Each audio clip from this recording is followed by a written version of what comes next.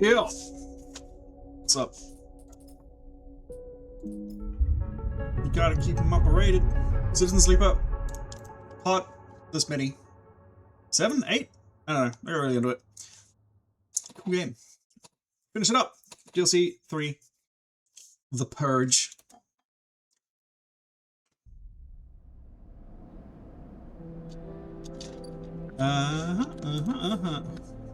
We've got an upgrade available if we need it. Got plenty of dice that are good. Anything ongoing right this second? Gotta fix some flux to nodes.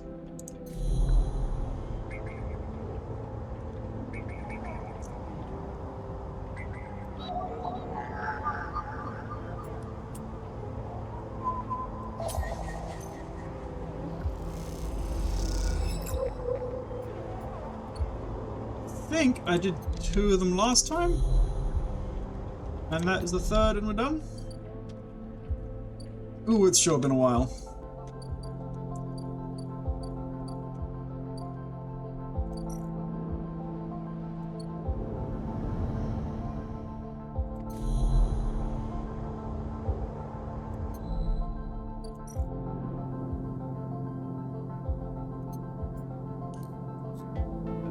Okay, nope, we'll throw all at once, so we are around somewhere.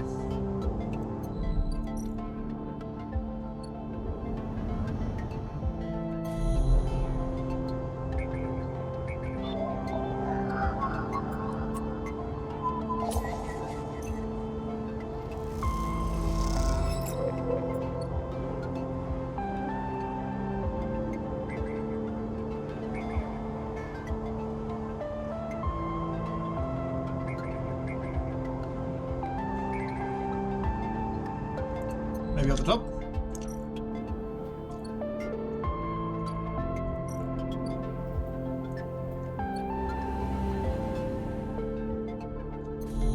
There it is. Can't hide from me.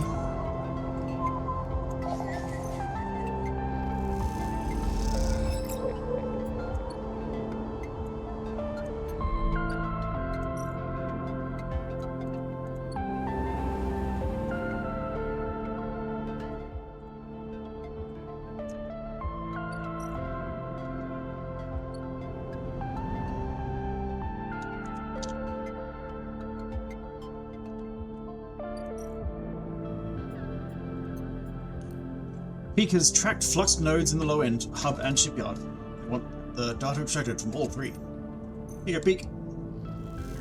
Yake. You watch as Peak works in the flux data. The nodes unfolding like flowers now, giving in to Peak's increasingly sophisticated decoding protocols. Seeing data like this, as an image on a screen, is an almost unrecognizable representation to you. It is nothing like swimming among nodes and threads. Despite this, Peak has proven themselves to be more than able to handle these complex data structures, even through this limited representational paradigm. The bay door hisses, interrupting your flow of thoughts. You turn to see Eshi entering. You good, dude? Rough day? She looks up and meets your eye, but doesn't respond.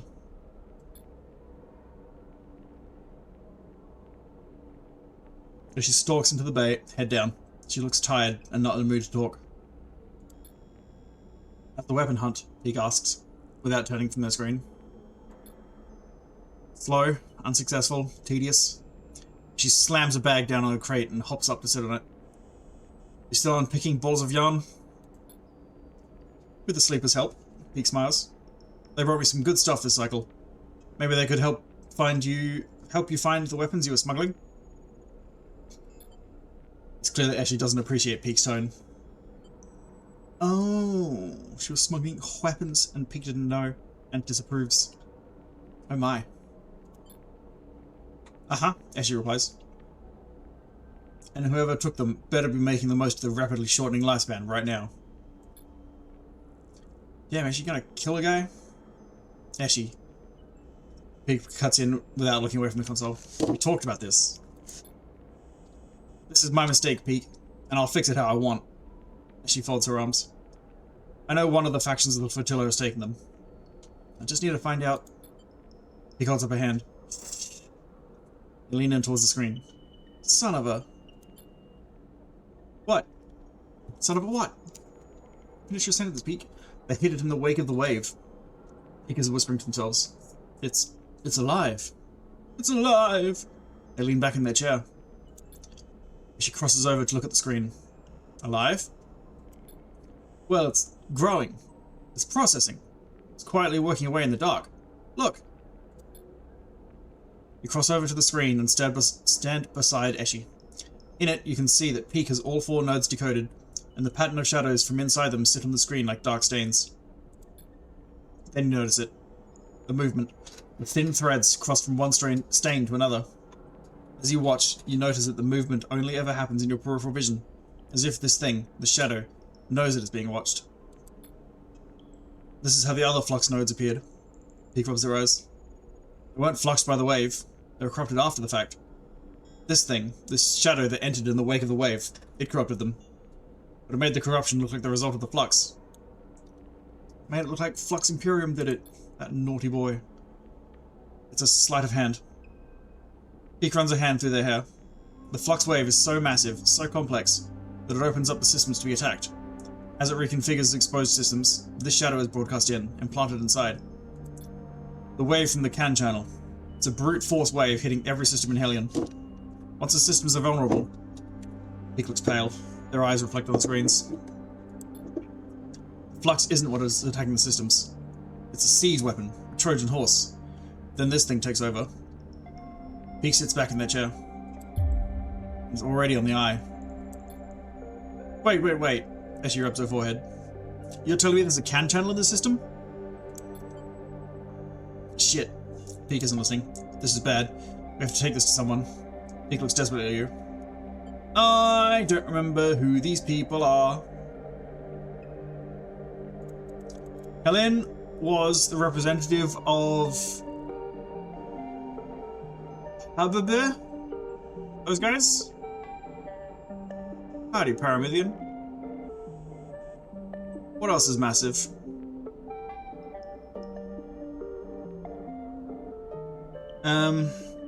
Who's Sol? Helen seemed alright. Havenage, that's what I'm thinking of. You know what else is massive? My credit card debt. That's rough, buddy. I should probably get a credit card at some point. Everyone's always going about credit score. I don't know what that is. Is it wise? Is that wise? Havenage haven't exactly made good decisions lately. They're the station administrators, Eshi. Peak is desperate. They need to know. The argument rages between them, and as you watch them shouting, you feel sick. This Sol's probably the guy who's in charge of this. The farmer guy. After a while, they stop, running out of things to say. An unsettling silence descends on the bay.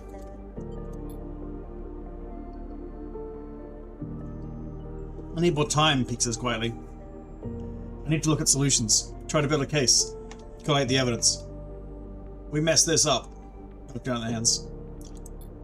As she goes to speak and then thinks better of it. Not a word, Sleeper. Peak meets your eye. Don't tell anyone until they're ready. They sigh. With the tension among the refugees, Sol won't be ready to hear this, and Helene and Havenage are still mired in some kind of crisis. We tell Havenage they are likely to react badly. And even with the flotilla stabilized, Sol is also not going to react well to this. I need time to build a case. You're too twisted up in this, Peak, as she says quietly. Oops. This is not our place. We don't owe... Stop, Eshi. Peak slumps in their chair. Stop. You leave them like that, exhausted and troubled, and head back out into the Pilgrim Seed. When you close your eyes, you think of those shadows, that movement at the edge of your vision. Something dark, growing in the station like a parasite. You feel sick. Your vision blurs. What comes next? You stop in a corridor and take a breath, putting a hand on a rumbling metal wall. For now, the eye keeps spinning. For now.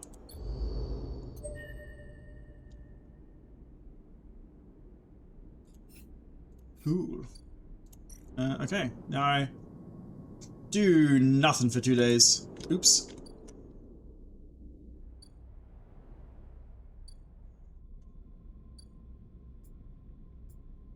Go get some more scrap, I guess. Already used my reset. More mushrooms, maybe?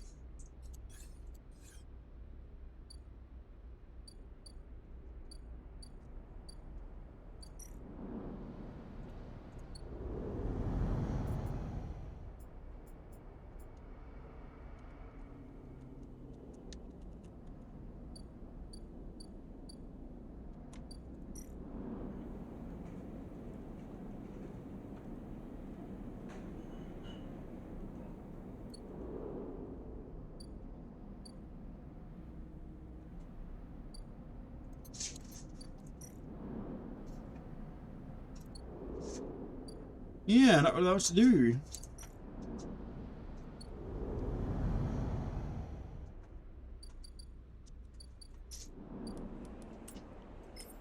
We'll become in some energy and turn in for the day. Recycle.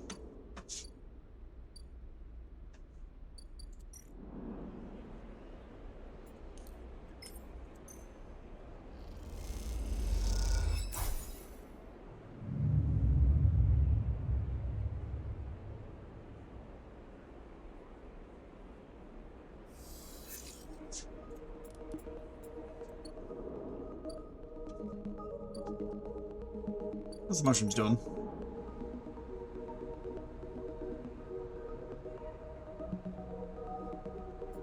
Oh, I'm not gonna need mushrooms more than I need scrap. Maybe.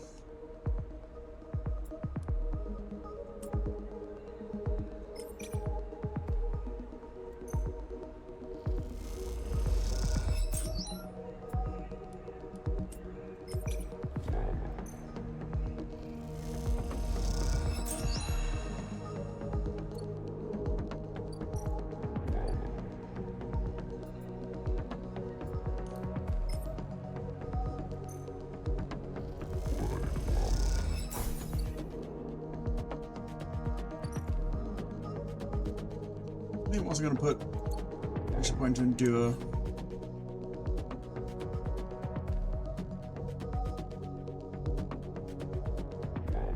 Well, no, we don't really need it.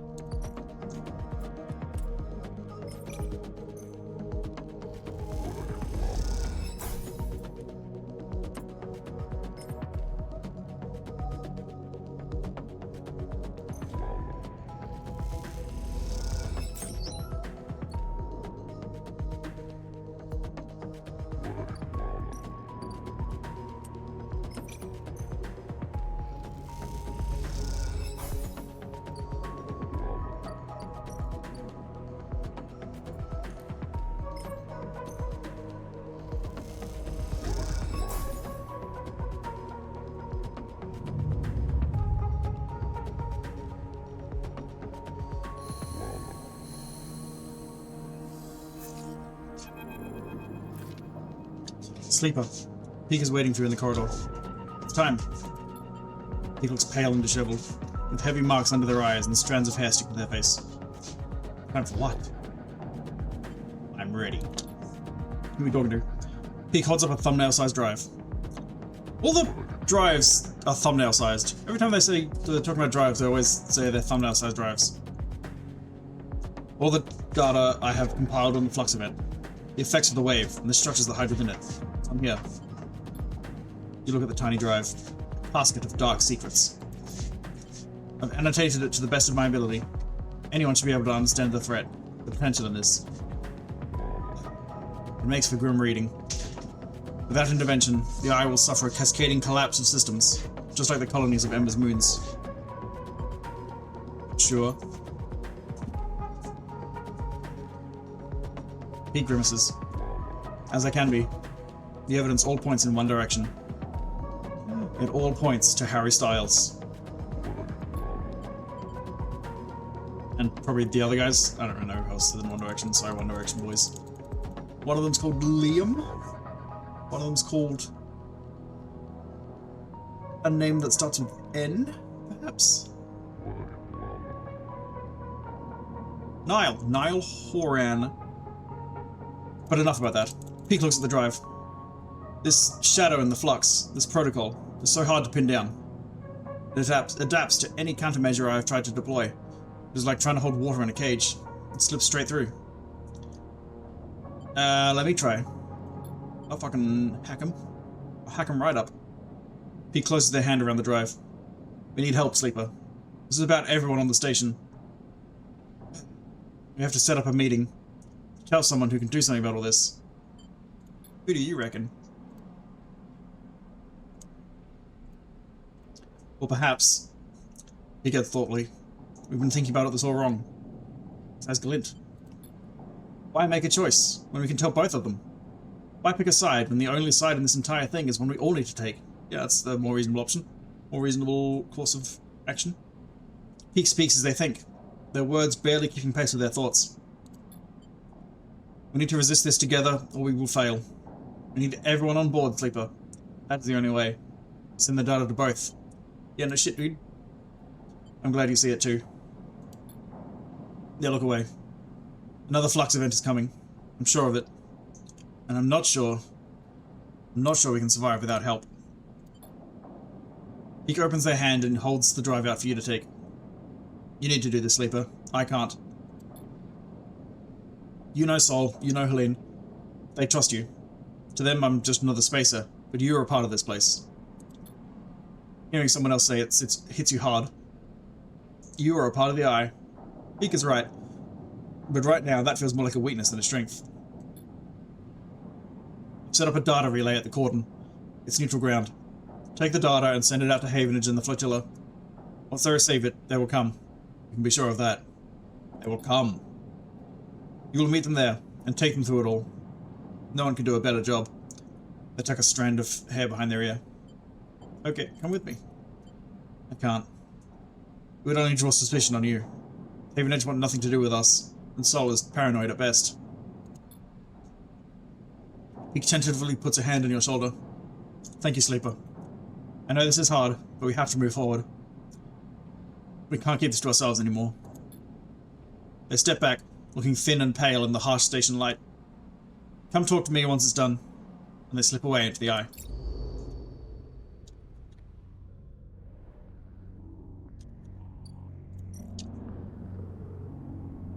Warning. Final episode. I'm starting it. Once you send the data, episode Purge and the final series of events in the Eye will begin. After this point, you will not be able to return to complete other drives or find other endings. Make sure you're ready.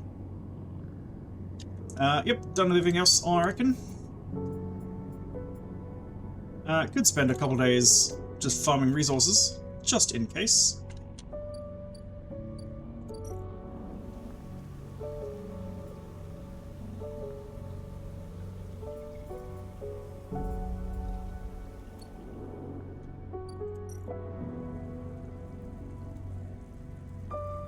And why not? After all, why shouldn't I?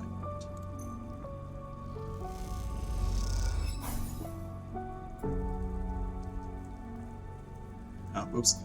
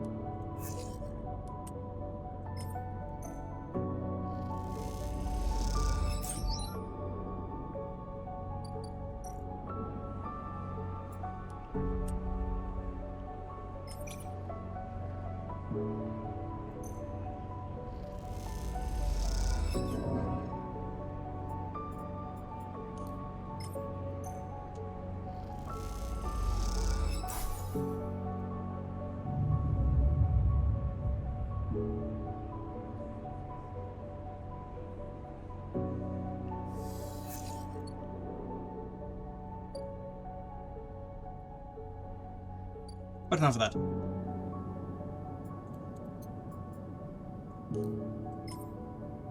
Peaks relay lies ready. This is it. This data is a ticking time bomb. Once it is sent, there's no going back. Peaks relay pings a confirmation. Data is sent. Now all you can do is wait for the response. With the data sent, the only thing to do is wait. As you do, you imagine Helene receiving the data, perhaps in the middle of some Havenage Council meeting. You think of her trembling hands as she slips out of the room to read it. Her reaction, you can't predict. Imagine Sol, too, one of his crew finding him in some corner of the Pilgrim Seed, overseeing the modifications that would turn it into an ark. Those sharp eyes scanning the data, looking for a way to proceed. The wait draws out, and to pass the time, you watch the activity beyond the edge of the eye. The scrap shuttles pulling components from the now abandoned cordon, and the supply skiffs making runs between the flotilla ships. It isn't long before you hear the chirping of one of Helene's now familiar drones approaching the viewing platform, and then Helene herself strides into the room. Where did you get this, Sleeper? Helene holds up a slate, scrolling with streams of flux data as she enters. I need to know your source. Hello to you too. You didn't bring me here for a reunion, I assume. Helene smiles a thin smile. Then you'll forgive me for skipping the pleasantries. She pauses and pushes her hair back out of her face. It's a lot to take in. A shadow protocol inside the flux. The system's CAN channel starting up. A total collapse of the eye. Total collapse of the eye! She rubs her forehead. If I bring this to the council, they'll... Turns away. Stay silent. Do you know what has been happening within Havenage, Sleeper? She looks away again, out of the flotilla. Since the refugee ships started arriving, things have changed.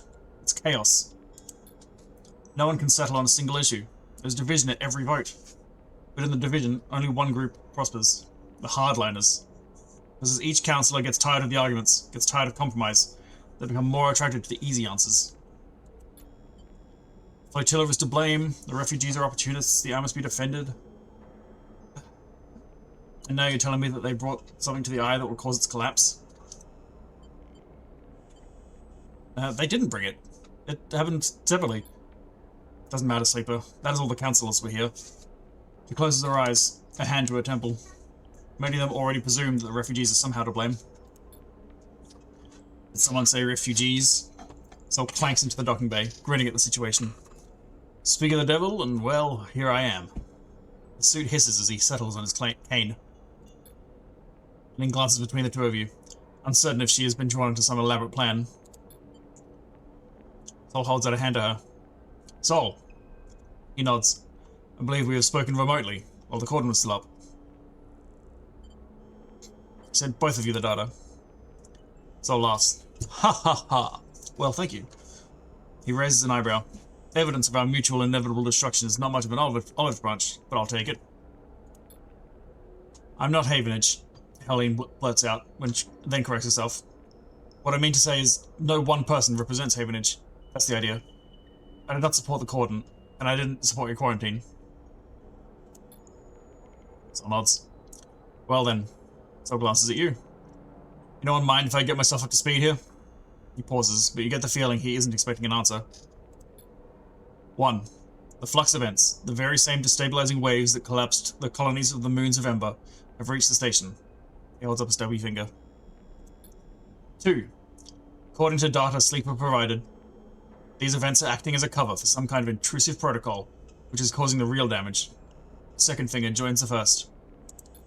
3. The Shadow Protocol will do the very same thing it did to Ember's Song, Step, and Hearth, and quickly. In short, it'll shut down everything keeping this place alive. A third finger pops up. 4. And this is my favorite. We have no idea who or what is doing this and why. Sol's final finger joins the other 3. Is that about the total of it all? There's also another flux event coming. Of course there is. Sol smiles thinly. Sounds... Helene pauses, searching for words. Intimidating. Helene turns to Sol. Did you manage to put up any kind of resistance on Ember's Hearth? Sol shakes his head. That's why we're here. The Pilgrim Seed was the biggest ship to make it out unscathed. He pauses. I suppose we didn't have this data. We didn't know what was eating up the systems. We all thought it was the flux. Helene looks at you. And I imagine you, Sleeper, and whoever helped you uncover this might be able to figure out a countermeasure. We can try. We can give it a go. I got big points in computer. Okay, so that's the start of it. Me un moment. Gotta blow me nose. Bloom.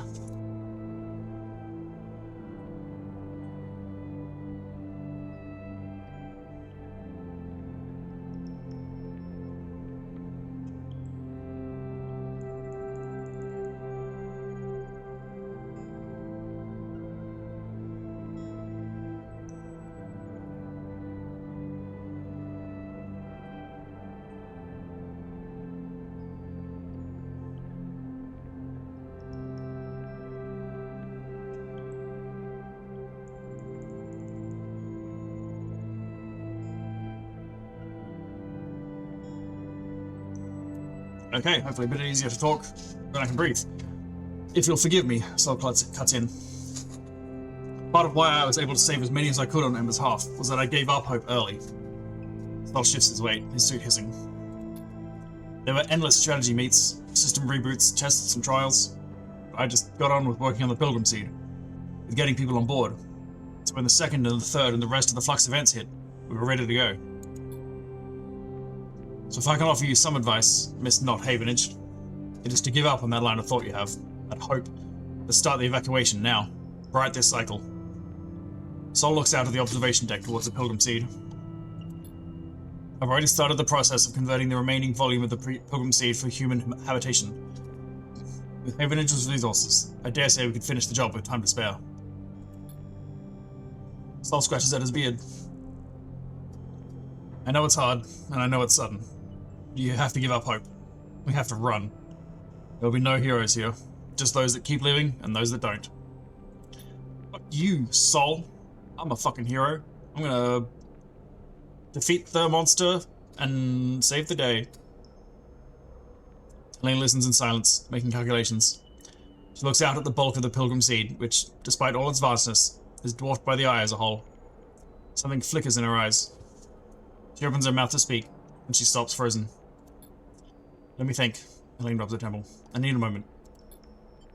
She paces, and as you watch her, you realize how young she is, and how lost she is in the systems and protocols she has to navigate.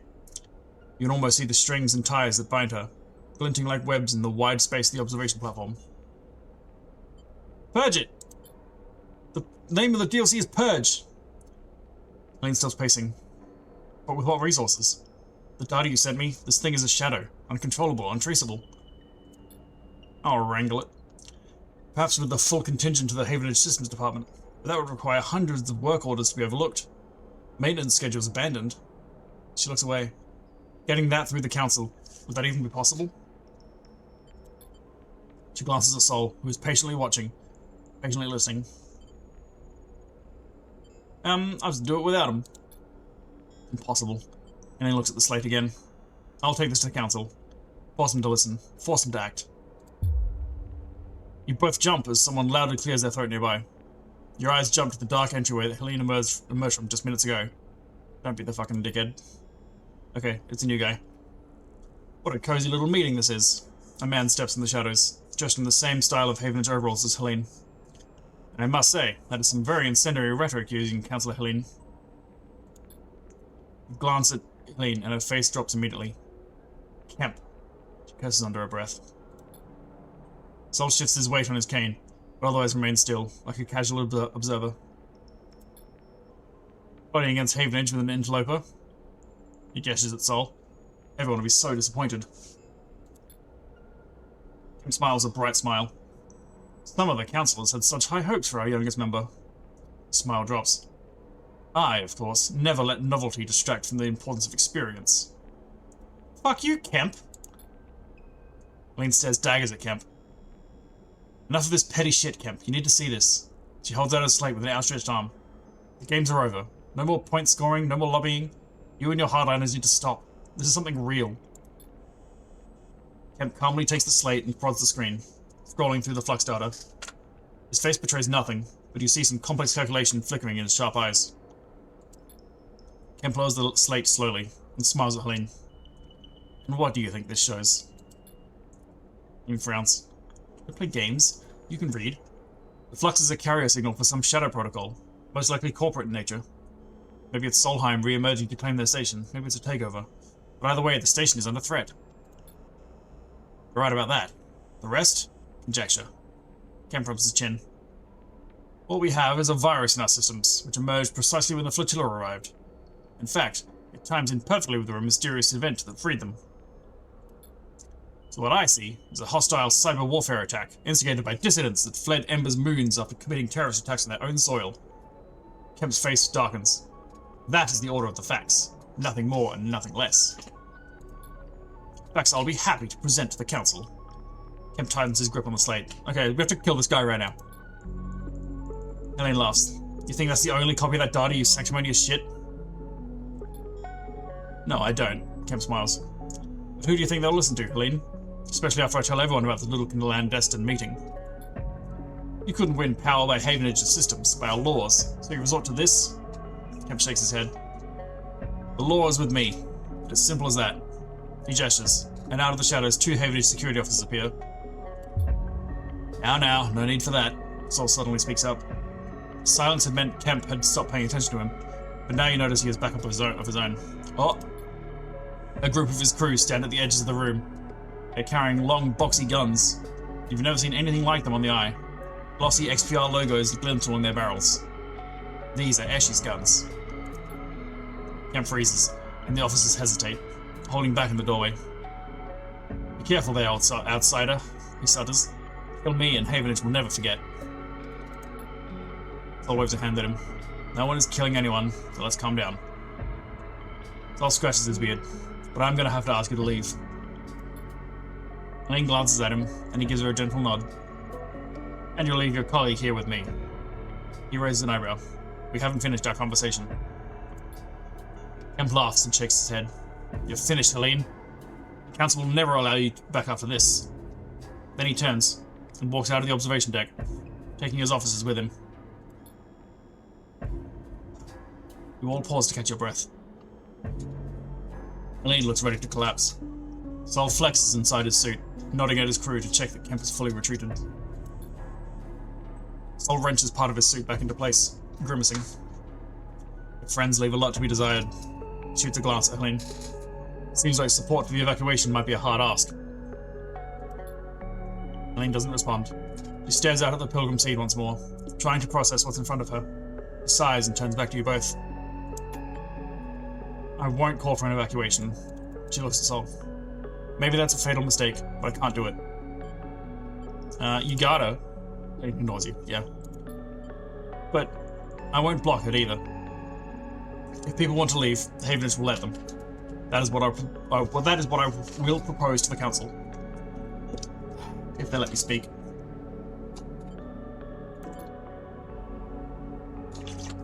Have to try. She nods at you and Sol and turns to leave. Sol is quiet. He scratches at his beard. Good luck, he offers to the departing Helene, but she does not respond. He leans on his cane. I'll be honest with you, Sleeper. None of this changes anything for me. The Pilgrim Seed will be going in a handful of cycles, whether Havenage wants it or not. How long? Honestly, as soon as we're ready. I'm not eager to run down the clock to the last cycle. Sol puts a hand on your shoulder. There's a berth for you, and for any you can gather, Sleeper. That much I owe you. Helene? I wouldn't hold out much hope of her coming around, Sleeper. She's too tied up in all this. They won't let her leave even if she wants to. He eyes you. Hell, I'd say the same about you. But you have a habit of proving me wrong. My crew will take me from here. Don't you worry. Sol straightens up. Oh, and thank you, Sleeper, for sending the data. I appreciate the extra info, and I'll see if it can help us shore up the Pilgrim Seed against any future flux events. If we had you back on Ember's hearth... He pauses, suddenly losing his appetite for discussing the past. Of course, we're going to need all the help we can get. If you can spare some time, come to the Pilgrim Seed, help me get it ready, bring others. The future to be earned here cycle by cycle. We'll be leaving as soon as we're able. If you want to help us get there faster, well, you'd be welcome. He meets your eye. He grimaces. Well, he pauses. Just don't keep me waiting. And he limps off towards the waiting crew. You pause for a moment to let your thoughts catch up. People want to hear all about this. They should be your first port of call. Plus, drive, evacuate the eye.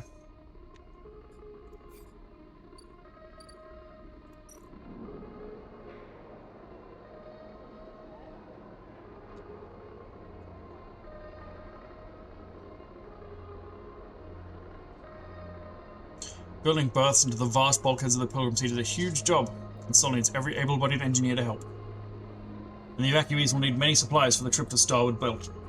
They have to be hauled aboard in only a few cycles. Hey, Peak! Do you believe this shit? That's not Peak. As you enter the climbing briar, you immediately have to jump aside, as Eshi, lugging a massive crate across the cargo bay, pushes past you, grunting an apology as she does. Reminds me of when we met. She sniffs and doesn't look back. As you turn back to the bay, Peak pushes past you. Pushes past too. Sorry, Sleep, just a second. He rushes to catch up with Eshi. Put that down, please, Eshi. She doesn't respond to their urging. Can't leave, not yet. Peak puts a hand on her shoulder. Please, I'm the only one here who can... Crate drops, and the sound of its impact echoing around the bay like thunder. Do what, Peak? Her eyes are burning with anger. Save this place? Are you still that naive? We're running, Peak. We're running because this thing cannot be stopped. Couldn't be stopped at XPR, at home. Why would we stay to stop it here? We can, Eshi. We can give these people a chance. Peak plays with her. Like they gave the refugees a chance? Eshi shakes her head. No, Peak, this is not on us. We barely made it out of XPR. I worked for years to escape, and now you want to throw it all away? I left everything behind. My mother, my friends, to take you out of that place. She clenches her jaw. She turns and slams her hand onto the crate, breathing hard. We go. That's the end of it. He turns away. You feel unsure what to do, but you know now is not the time for outside arguments. This is between them. He crosses the bay back towards you. I'm sorry you had to see that, Sleeper. Let's talk upstairs. He leads you to the entry ladder, taking you up out of the bay and into the habitation level of the ship. You follow them through the tight corridors, noticing the handwritten notes, the clutter, the repairs, the signs of a home. Yep, sit. Peak gestures to the broad mess table with its curved couches, and you slide in on one side. And Peak sits opposite. They brush their hair out of their eyes and take a deep breath. So, how did it go? What did they say? I've been waiting all cycle. So there's this guy. Peak looks increasingly troubled as you tell them about the hardline Councillor Kemp's sudden appearance. Damn, and Helene's gonna have problems of her own to deal with. Peak shakes their head. Looks like we won't be able to count on anything from Havenage. And they pause. What stopped Kemp from arresting her? Guns. Peak rolls her eyes. Of course. Those are the guns Ashley managed to smuggle through the refugees. The ones she didn't tell us about. Peak sighs. Another thing that's on us. It came in handy. What's on us? Ashley is standing quietly in the doorway listening. You don't know how long she's been there for. Peak looks up at her with tired eyes. Sleeper found the weapons you smuggled from XPR. Ashley freezes. Glances between you and Peak, as if this might be some elaborate joke. Flotilla used them. Ashley moves out of the doorway and enters the room. What happened? Peak interrupts. Be thankful that they didn't. They use them as a threat, that's all. Good. As she folds her arms. You get the feeling that she knows Peak will not approve. He goes to speak, but then decides not to take the bait. They glance at you.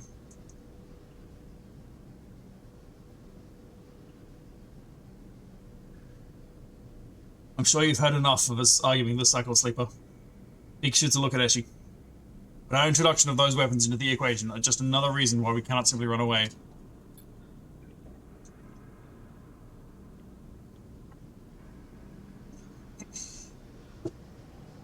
As she looks away, but says nothing. She surely knows they cannot absolve themselves of responsibility here. So what's motivating her? You realize that she might still be trying to protect Peak, even from themselves. Suddenly, a shrill beeping fills the room, and Peak pulls out their slate to silence it. But as they do, they freeze, their finger hovering above the screen, beeping continuing its insistent pulse. What is it? Second flux event? On the way, Peak doesn't seem to hear you. They blink with glazed eyes at the slate. Then they let out a long exhale and tap the screen. The beeping shuts off, leaving a ringing silence behind. As she frowns at Peak. Planning to explain? 12 cycles. Peak looks vacantly up at you both. 12 cycles until the next flux event. They shake their head.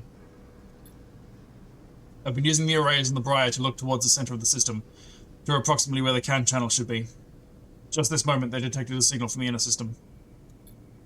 Given the distance and pattern of previous flux events, we have 12 cycles before it reaches the eye. The silence in the room is deafening.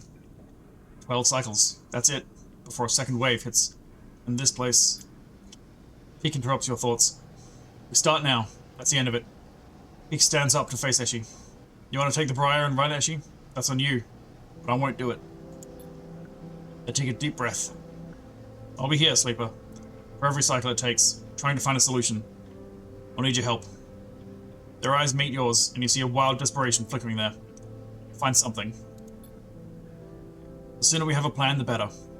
It takes us 12 cycles to fix this thing. It'll be too late. Peak's eyes flash with determination. They reach for a slate and pass it to you, so we can keep in touch. You pocket the thin, handheld terminal. And Eshi. Peak starts, but she's gone, storming down the corridors of the ship on a path to who knows where. You know from experience that it is impossible to outrun your fears. But you get a sense that Eshi will try anyway. Peak rubs their red eyes, staring after Eshi. Maybe I'll take a moment before we start. They smile weakly, tears of exhaustion gathering in their eyes. See you back here soon, okay? And you slip from the room into the corridor. Peak's quiet sobs somehow carrying through the ship behind you as you leave. Aww. Oh, buddy. Okay. 4 days, that shit's fucked.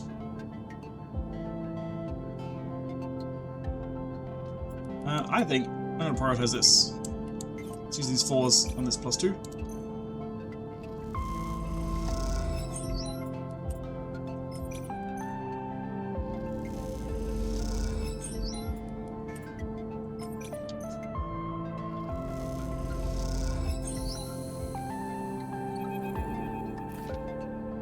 Yeah, I'll take a drink. So much talking. Peak beckons you over the wide mess table where they have set up a terminal. The hours of bleary-eyed work have left you both drained, and Peak looks ready to collapse. You slide onto the curved couch beside them, something dark and malevolent filling their screen like an oil stain. I've had enough of this, dude. Look again. Peak's eyes seem to glitter in the screen light. This isn't what you think, Sleeper. Not by a long shot.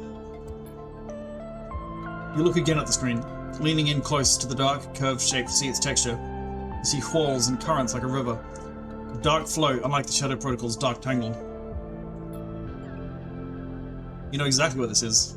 You've swum in this river, almost drowned in its shifting flow. It is the Gardener's Chorus, the dark cloud which blankets the Greenway's networks. The bioorganic morass of a malfunctioning protocol, grown vast and strange. Gardener. He glances at you. How do you... They pause. Have you met them? Have? He shakes their head. Incredible. Then perhaps you won't be surprised by what I'm about to propose.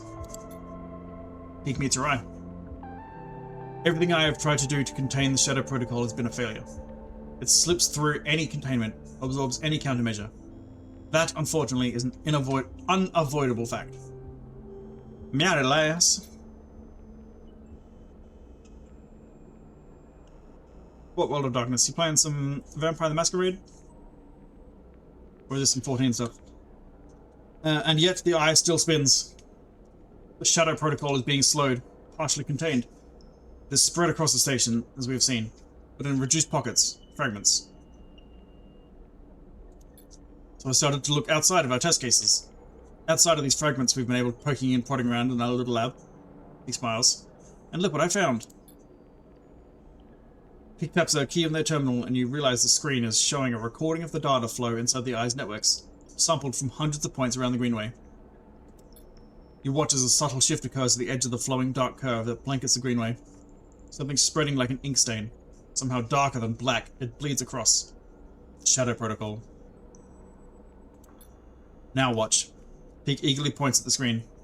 You see something strange, fizzing at the edge of the shadow, sparking. And then it is gone. Beneath, for a moment, a millisecond, you see into the networks of the greenway. You're reminded of an image you had forgotten. Pulling a plant from its pot, and seeing a bone-white root ball where you expected to see dark soil. The white connections writhe like worms, and then it is gone. The dark flow closing up as quickly as it opened. Dissolve the shadow! Exactly, Peak nods. It protected itself. You think back to your meeting with the gardener, with that sense of something old and whorled, and inhuman to its core. He excitedly starts to explain. This is the only chance we have, the only countermeasure we've seen. And the moment it opened, I detected something. A centralized intelligence with the local ID, Gardener. This protocol, this system, whatever it is, can protect its network from the Shadow Protocol. But if it stays in the greenway, the eye will still fall. The station systems are too exposed, too spread across the hub, the shipyards, spokes. He glances away. The only way is to break it open, to spread the entity's network. Huh?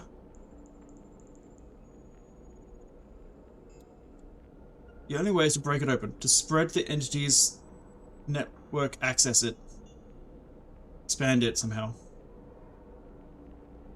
I think it's supposed to be punctuation here, or there's supposed to be a cross. I don't know. The only way is to break it open, to spread the entity's network across it, expand it somehow. Peak pauses. I've been inside there, Peak. And this gardener, can they help us? You try to remember what that strange being said to you, but all you remember is the feeling of dissolving into the network, a heating mix of growth and decay, the ceaselessness of it. Would they protect the station? Or would they simply dissolve it? I don't remember, because that was like 2-3 weeks ago. Yeah, I met them. They were like, hey, you want to be a mushroom? And I said, nah, Chief, I'm good. I'll keep being a little guy.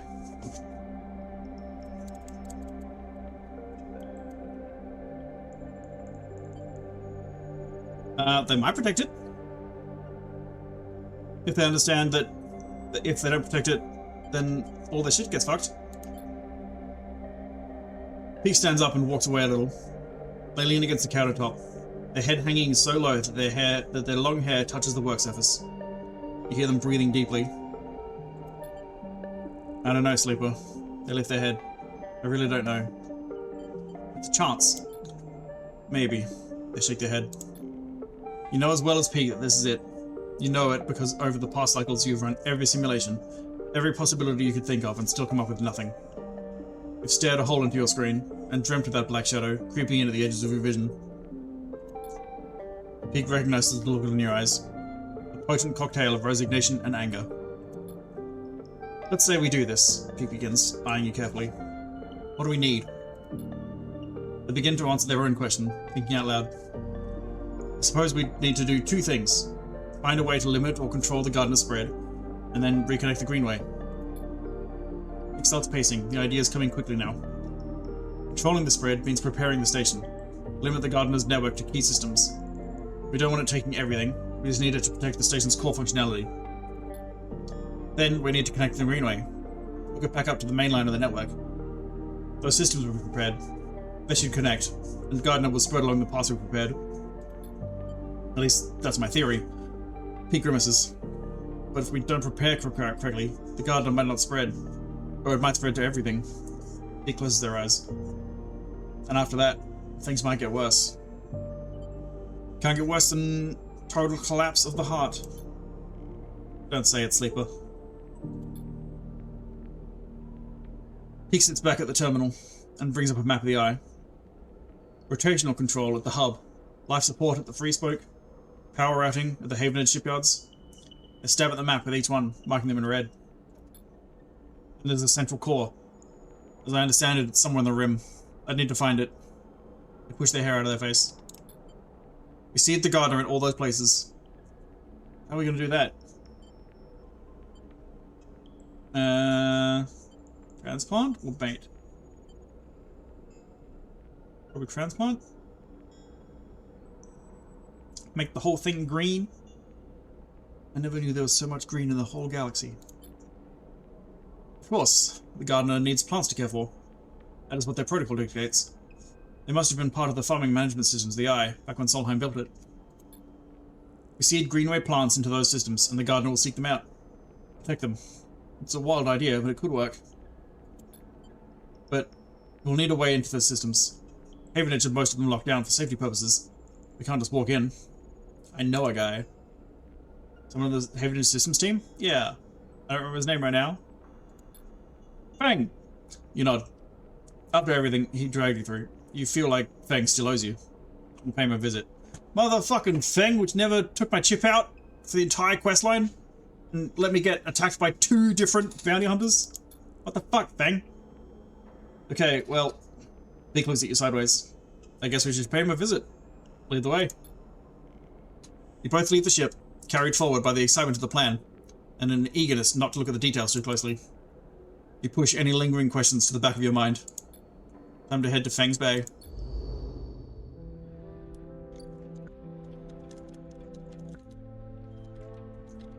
Which is all the way back the other way.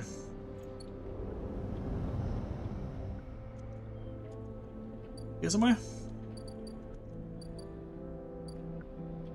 There he is. Ah, Fang isn't in his bay. No one in the offices upstairs seems to know where he is. Your lone clue is an out to lunch note. Alright, Fang, you son of a bitch, where are you?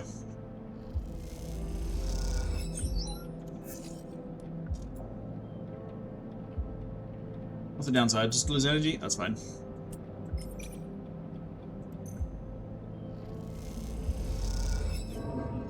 Well, could do better.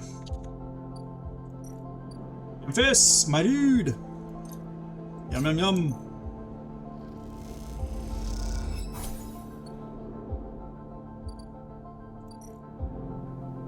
And I gotta feed my cat. Nice. Okay, self-repair.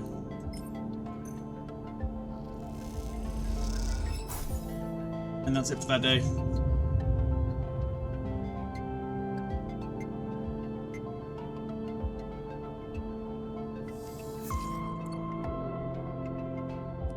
Ooh, 4s and 3s.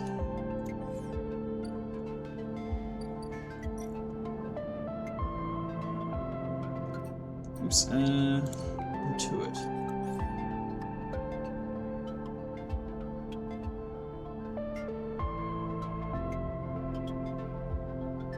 I don't know how much I'll need into it. I'm gonna go all the way back to the ship and see what they need.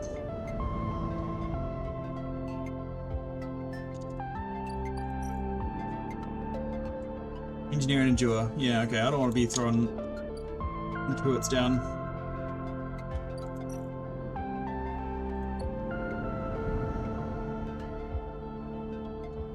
Unnecessarily.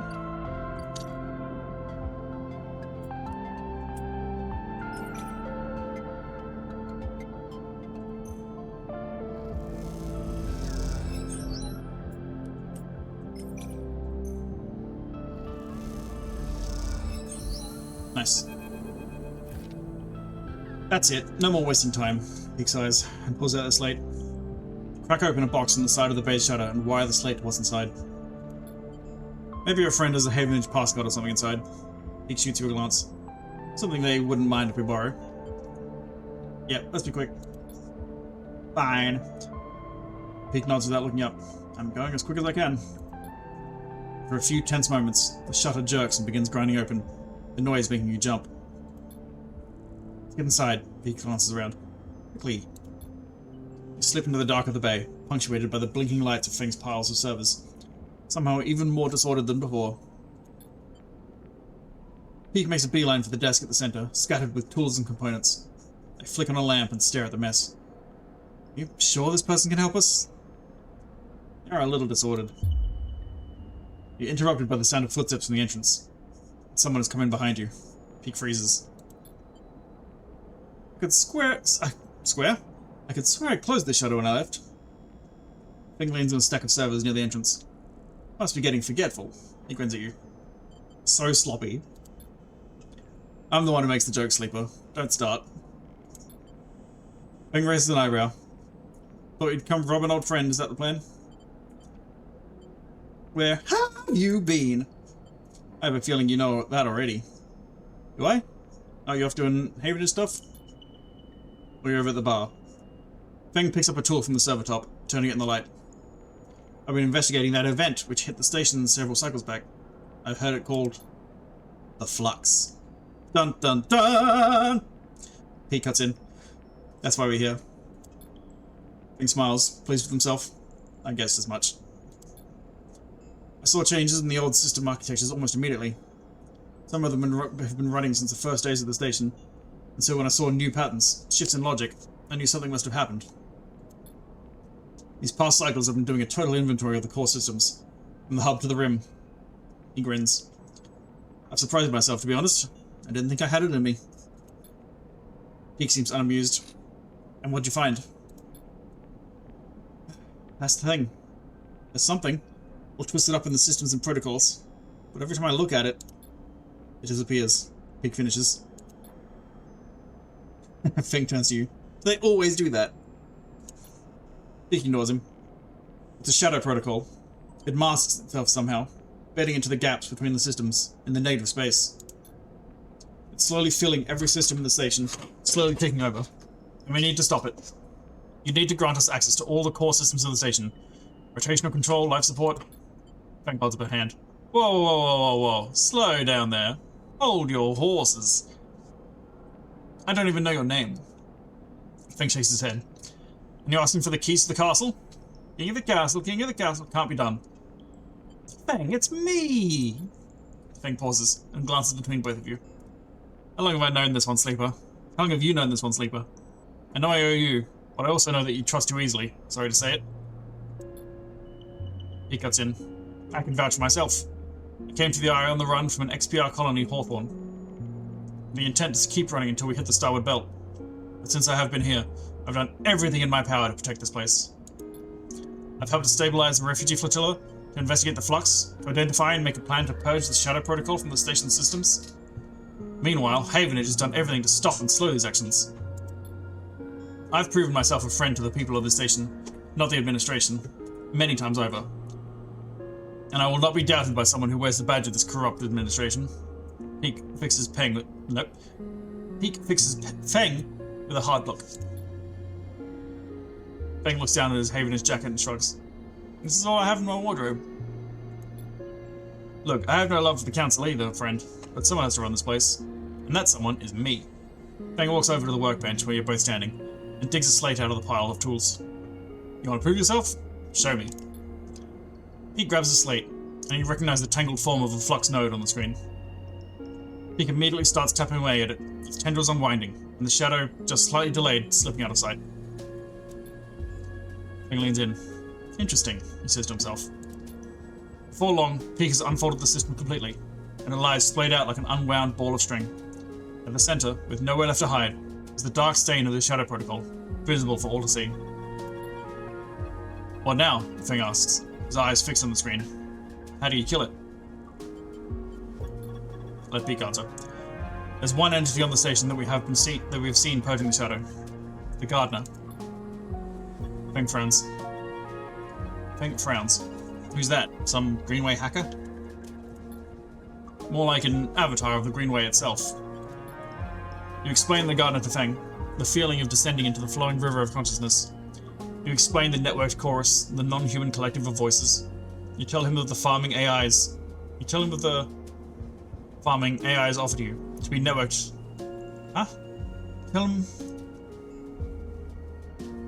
You tell him of the farming AIs offer to you to be networked into the chorus, dissolved in its flow. Then you explain that by granting it access to the Eye's major networks, you hope to reinforce them. I think it's silent for a moment. And you want to let this thing out? He shakes his head. That's the kind of stupid plan I'd dream up. He pauses. I like it. He smiles. This place is rammed with weird protocols and forgotten intelligences anyway. What's one more ghost in the machine? We try to limit it, of course, Peak explains. That's why we want to help. That's why we want your help to access the Eye's major systems. To seed some of the Gardener's spores into them. To draw the Gardener's focus to those places. Peng whistles. Oh, my lips are too dry. I don't know if they picked up. So, the way we save the Eye is by growing mushrooms in all the server stacks? He glances at you. Sleeper, congratulations. You found someone weirder than you. Pete goes to argue, but Peng holds up a hand. In it is an All Systems Havenage pass card with his picture on it. Take it, before I change my mind. That's it? That's it? Peng gives you a look. In all honesty, Sleeper, I was on my way back here to start tearing the place down. Shadow Protocol had me spooked. So if you're telling me you have figured a way we might fight it... He looks at Peak. No matter how crazy, I'm glad to help. He smiles a tight smile. Come with us. Join the hacker gang. No, Sleeper. He looks away. I have to keep on with my work here. Strengthen those systems. Back up the data. Worst comes to the worst, I'll need to rebuild. I won't let this place die. The last pieces of my parents are here, among the data. Goodbye, Feng. Feng embraces you firmly. Stay safe. Stay safe, Sleeper. Slay Slafe, Sleeper. You take the card and leave the bay with Peak. Once you're outside, they stop you. We should split up. Peak looks worried. We've wasted enough time as it is. Head to the facilities in the hub. The free spoke in the far side of the shipyard. Seed the gunner there. I'm gonna go find the core control center that's somewhere in the rim. They hold up their slate. I'll send you a message on your slate when I have something. Good luck. They squeeze your shoulder and you exchange fearful looks. You know, deep down, the Peak isn't sure this will work, but they have decided to act. To move with confidence. And for that confidence you are very thankful.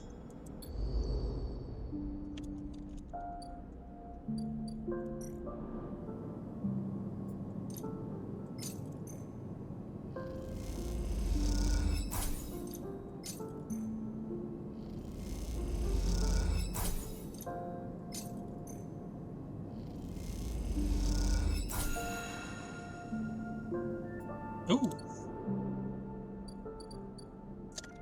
I can build a ship mine.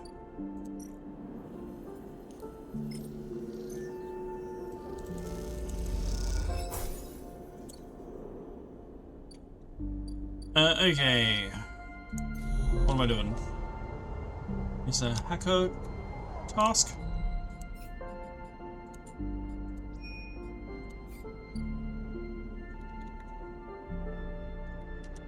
Nope. Oh fuck, I planted spores and I didn't have extras. No!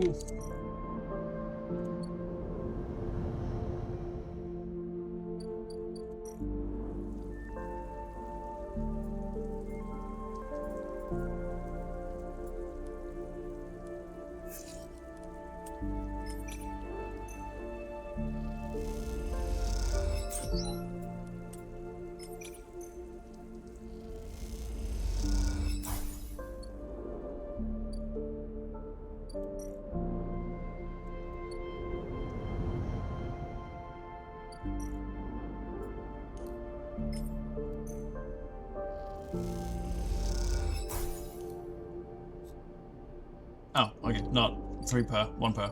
That's fantastic. I wasn't worried about that.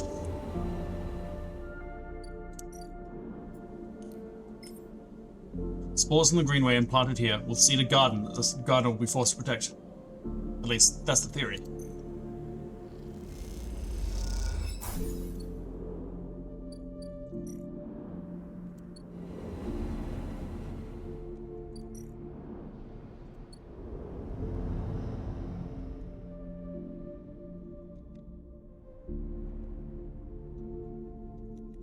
Where's the other one?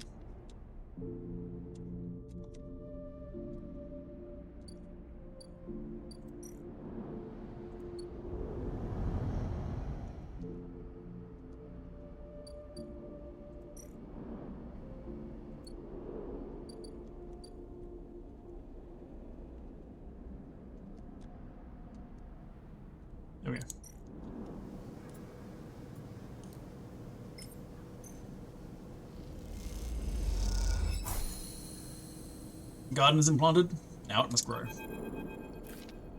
As you leave, the slate peak gave you chirps insistently. You check and see a message. Found a possible entry to the core facility in the low end. Meet me here, ASAP. Peak. A blinking marker gives their position as on the free spoke side of the main block. Better head to the low end.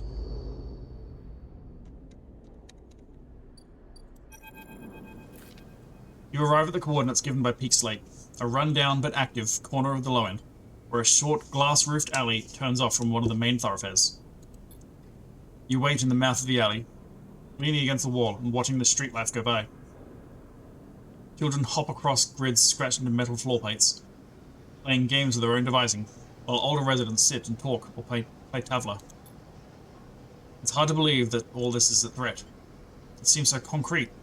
But you can't do this on concrete! So real. How can some intangible protocol erase all this? As you're watching, a voice calls out to you from one of the Tavla tables set up along the way. It's Castor! You move a little closer and recognize the sitting player immediately. Castor sits, Tavla pieces and board ready in front of him, smiling at you. Sleeper, my partner has not arrived for our usual game. Come. Please, take her place. He beckons you over, standing and nudging you to sit down with him. A rematch is in order. You owe me a game. Almost immediately, Castor begins the game. Everyone in the eye knows how to play Tavla.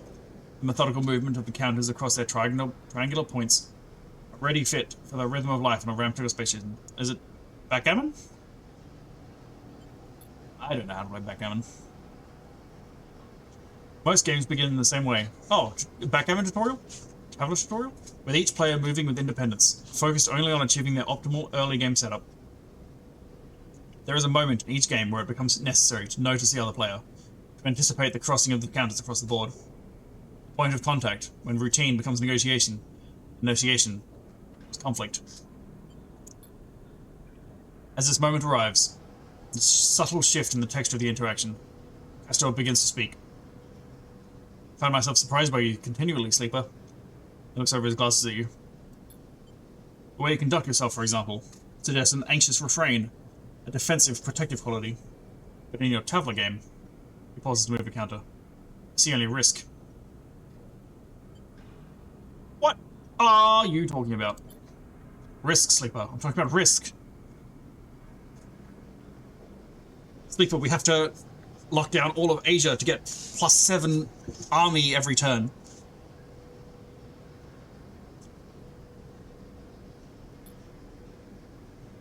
We have to play Risk, Sleeper. It's going to take 12 hours. Risk is, of course, necessary to play Tavla. To move a piece is to expose it, but it should be done with calculation, with proper analysis. Then, if the piece is taken, Castor moves a counter, taking one of yours with a practice swap, placing it beside the board. It is already accounted for.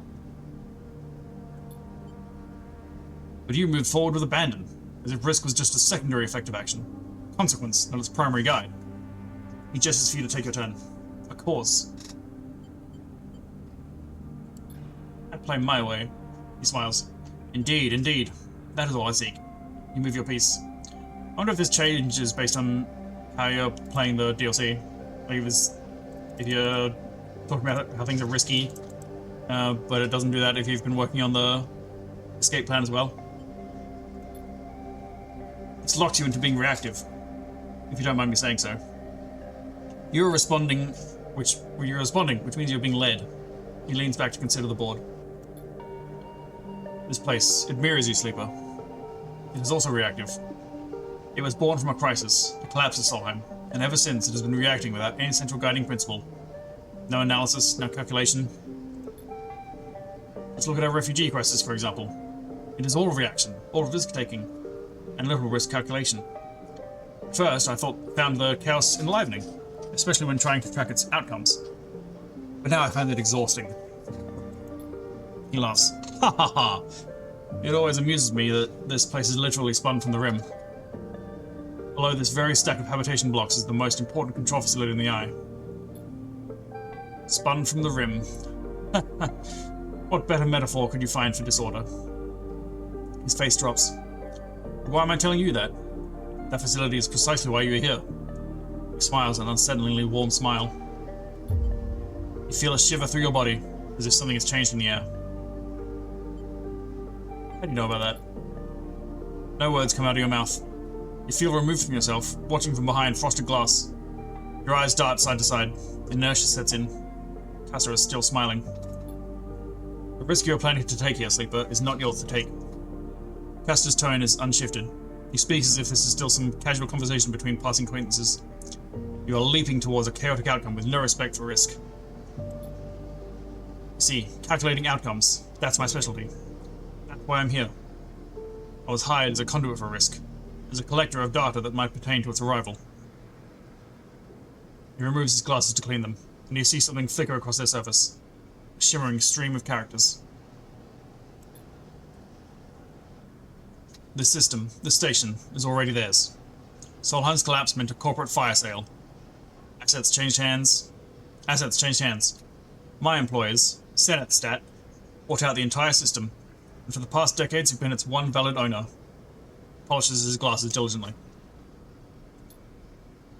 Possess this system, the H1 system. Pauses. Alien to you. Well, that is a matter of risk. Of how much force, how much cost, how much conflict a clearance would take. He replaces his glasses. That risk must be calculated against the favourable outcome. In short, how much this place is worth to us. For a long time, the answer was nothing. H1 could offer nothing that would warrant a risk. But the markets change, the demands shift, and Senetstat, we analyse, we follow, we respond. He puts his glasses back on his face. H1 is about to become the most important system in this part of the galaxy. He glances around. A lone CAN channel operating within range of 7 or so newly surveyed resource-rich systems. Frontier town that feeds the gold rush, so to speak. So here we are, re-evaluating the risk, reclaiming our property, starting up the CAN channel and clearing the way for what comes next. He sits back looking at the board. He gestures. You'll move. Senetstat's doing it? It's corpo stuff, of course we knew this. But now we know which one. You managed to force out the words. Castor looks a little surprised. Senetstat is acting to reclaim their property from illegal occupation, to re-establish H1 as a foremost colony of the surrogacy program. Of course, I do not need to explain myself to you, but in the role as an analyst, in my calculations, I see great promise in you, in your ability to enter systems, to shift them to your will. Not every sleeper has this capacity. I assume you know that? He smiles. It truly is a wonderful happenstance of SNRP's technology. I imagine even they are not fully aware of it. He takes his move, claiming another of your pieces, and as you watch, you realize the inevitability of his victory. I'll make you an offer. Come willingly, or come by force. Whoa. Come. This station will collapse. We can be sure of that. But your ability to work with data... in Star Trek? Well, for an analyst, that is very intriguing. He pauses to push his glasses up his nose. Very intriguing indeed. He glances around. Come with me as a collaborator or as a prisoner. Consider the risk.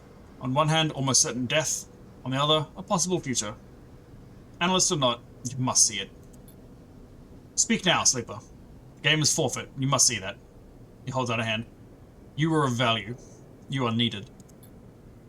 Feel a slight release in the inertia that grips you. Enough to allow you to speak, to respond. You realize that you are already in Castor's hands, that you cannot move from this place if you wanted. Sleeper? You hear the familiar voice above the crowds. Sleeper, I'm here. You're unable to turn your head to see speak. You notice Castor's eyes following them as they come up from behind you. Then you see Castor's eyes glance down, towards his hands, concealed beneath the table. Sleeper. He comes around the front of you and waves a hand in your face. We're supposed to be meeting, remember? They glance at Castor. Sorry, am I interrupting something? He cannot speak. Castor shoots Peak a wide smile. Hello! You must be a friend of Sleeper. You watch one of his hands lift. Close to his body, some dark shape concealed in it. A weapon. You try to scream, to shout. Castor's attention remains partially on you, and while it does, you can do nothing. He glances at your static form. What's happening here, Sleeper? I put a hand on your shoulder. You okay? Peak stares into your eyes. You see Castor behind, his hand lifting, the dark object unfolding. and in the split moment it does, you feel his attention shifting to Peak, shifting away from you. As you do, you feel the inertia lifting, and you know this is the only moment you will have to act. Shove! You lurch forward wildly, like a sprung trap. Your head strikes Peak's chest and carries them back into Castor. Uh-oh, that's not what I expected. Somewhere, some digital screech is echoing through the walkway. They tumble together, and the object in Castor's hand skitters across the floor. You realize the screech is you. You get to your feet, grab Peak, and run. You run as hard as you can, the scream chasing you down the walkway as you shove through the residence, Peak dragged behind. You run from the cold grip of whatever power Castor had over you, the signals that locked you into this body of yours, that broke the connections and crawled up your spine. Eventually you stop, both you and Peak collapsing, heaving, breathing into the cold metal floor.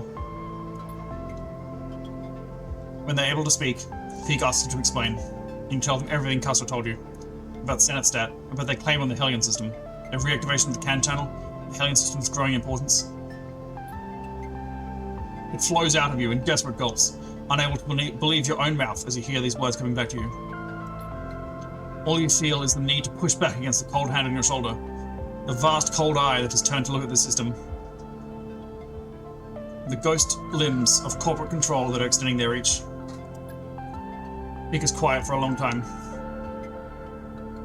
Then they speak. We have to finish this, Sleeper. They meet your eye. We have to complete the seeding of the systems. We have to set the Gardener free. Yup. Fuck Senatstat. Fuck you, Castor. I thought you were cool. If the choice is between Gardener and these people, I'll choose Gardener every time. Their eyes are cold and steely. I would choose anything over them. Stand together. The final control facility is here. I found it. Peak looks at you grimly. I can take you as soon as you're ready. Time's almost up. This is the only shot you'll have. Do I need another mushroom spore? I bet I will. Oh, shit. I gotta hack it. +2 across the board. So it doesn't matter. 1, 2, 3, 4, 5, 6. Hopefully, I'll be able to finish that tomorrow.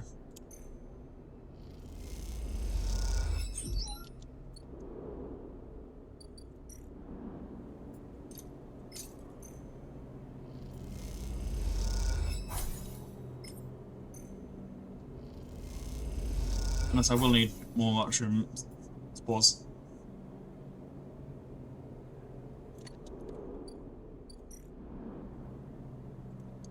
I just don't know.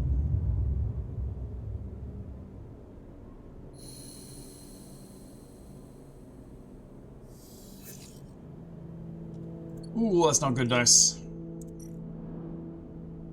Take a couple days.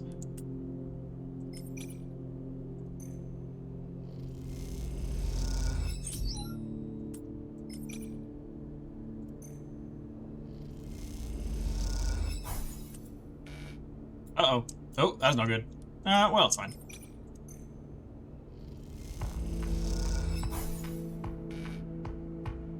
You can just use the stabilizer. Reroll those. Yes. Yep, all good. Should be able to finish this.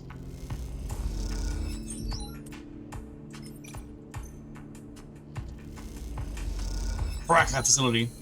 The facility Peak has led you to is decaying, derelict. They promise the core is still active. You just have to find it.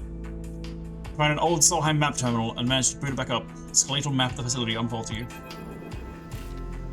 Sleeper, here! Peak calls to you from across the flickering corridor. An elevator to the core. Smile. This is it. It has been a long set of cycles hunting for a path through the derelict layers of old Solheim offices and workshops. But finally, here it is. Path down to the core. You rush over to Peak. As you do, the doors grind open. Dingy-looking elevator flickering as they do. You look at Peak, who nervously gestures for you to get in. Okay, in we go. The elevator bounces a little, but stays stable. You glance back to see Peak watching you nervously. They follow you in sheepishly. Just a little nervous. Peak reaches over and punches the button for the lowest level, flinching a little as the doors grind closed. The elevator sets off, screeching through the floors as it does at an unsettlingly loud volume. Screeching through the floors as it does, at an unsettlingly loud volume. I'd feel more comfortable if we spoke. Peak raises their voice over the noise. It's not going to be a short trip. How's Ashley doing? He pauses. I was thinking more like small talk. Elevator talk. She is packing. They rub their eyes. Once Ashley has set her mind on something, well, you know her now. You know what I mean.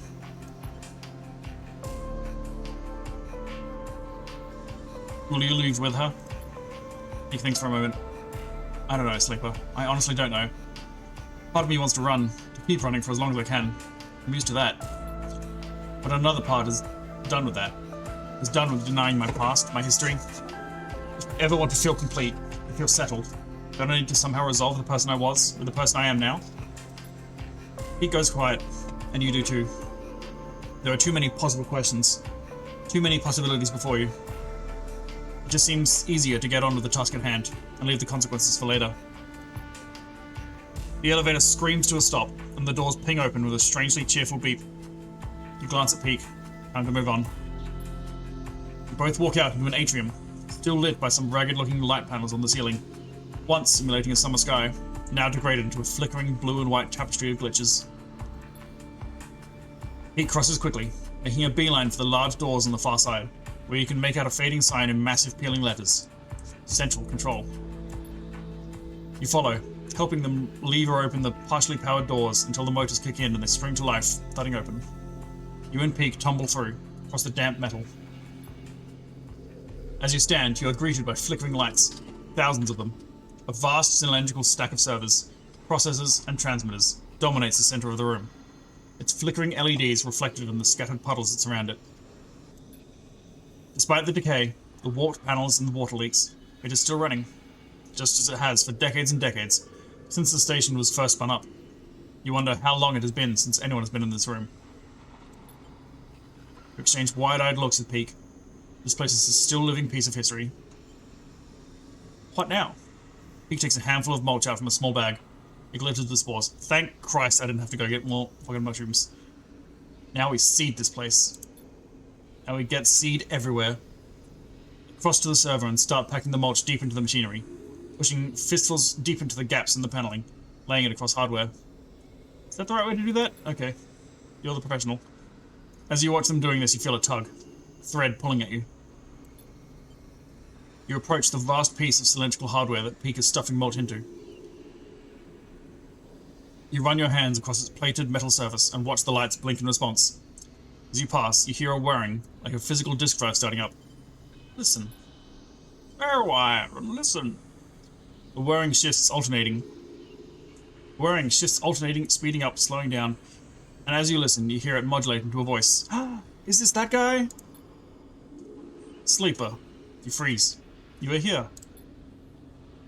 For a moment you're afraid, but something in the tonality of the voice is familiar. Navigator. Yeah. Another drive spins up, and another, giving the voice a richer, multi-tonal sound. I had forgotten what it felt like to speak like this. The drive skip. There is a certain quality to it, a certain physicality. Gotta do a verbal voice. What are you doing here? Drives squawk in unison. Did you imagine the flux, the shadow protocol, that they were just a problem for the people of this station? A high whining begins. They are all the more dangerous to us. I have been in hiding once more, jumping from network to avoid the shadow as it eats up nodes. A low rumble. I had thought my hiding days were done. For the moment, I have found myself a safe haven here in the core. The shadow has yet to breach this facility, although that is a temporary state of affairs. The rumble stops. My predictions do not point to good outcomes. We have a plan. You explain to Navigator about Peak's plan, about Gardner's resistance to the shadow, and how by seeding key systems you will protect them from its advance. The drives hum thoughtfully as you speak. A desperate plan, drives were, but appropriate given the probability of total collapse. I am not sure what will be worse for us, hiding from the erasure of the Shadow Protocol or the assimilation of Gardner. The drives pause to reset. But we owe you our freedom. I will do what I can to guide the gardener into the systems you have seeded. Pause. It is correct to do so. Thank you. The drives squeak in affirmation. You have notable persistence, Sleeper. Even with such poor probabilities of success, I will be curious to see the outcome. Drive squeal, the motor's giving out. This cannot be sustained much longer. Good luck. A final squeak of affirmation, and then the drive skitter and slow to a halt. Step back from the towering cylinder, staring at this vast piece of Solheim hardware. This whole place is built from ghosts, you think. From old protocols and company hardware. From engines that drove decades of corporate expansion.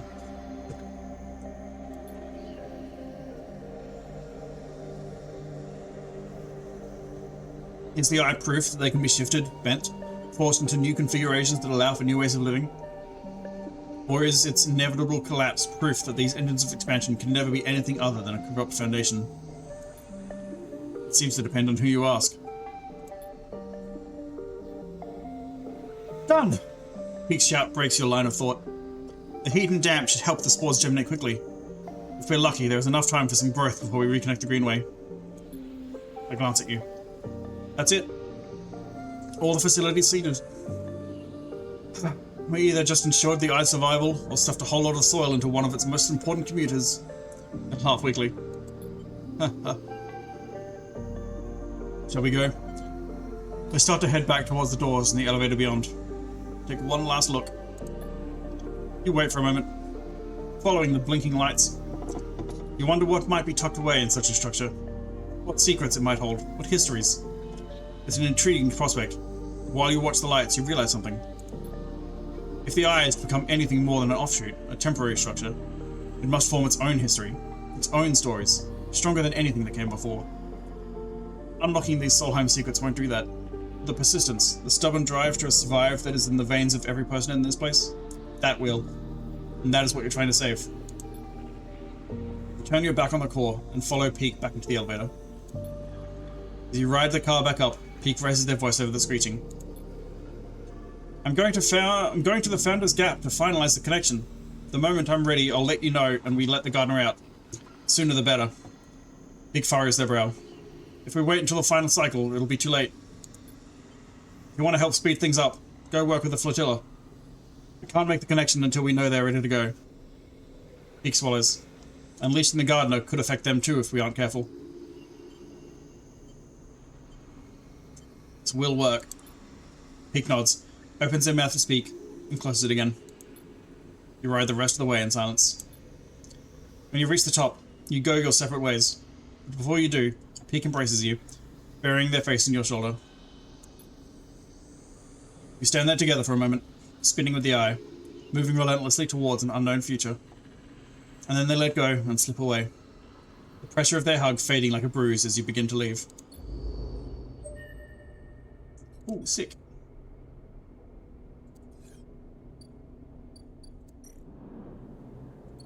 First of all,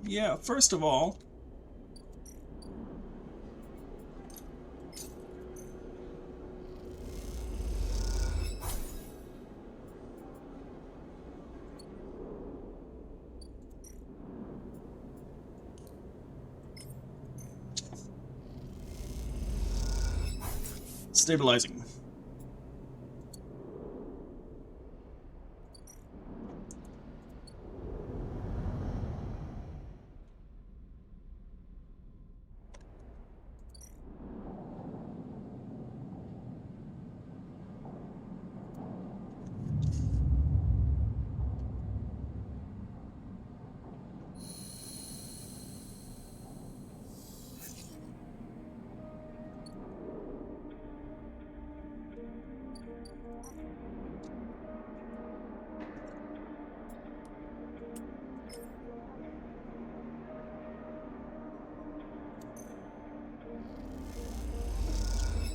Doesn't really matter what you want to do. Both with +2. Oh shit, never mind. Engineer actions can get scrapped. That's better.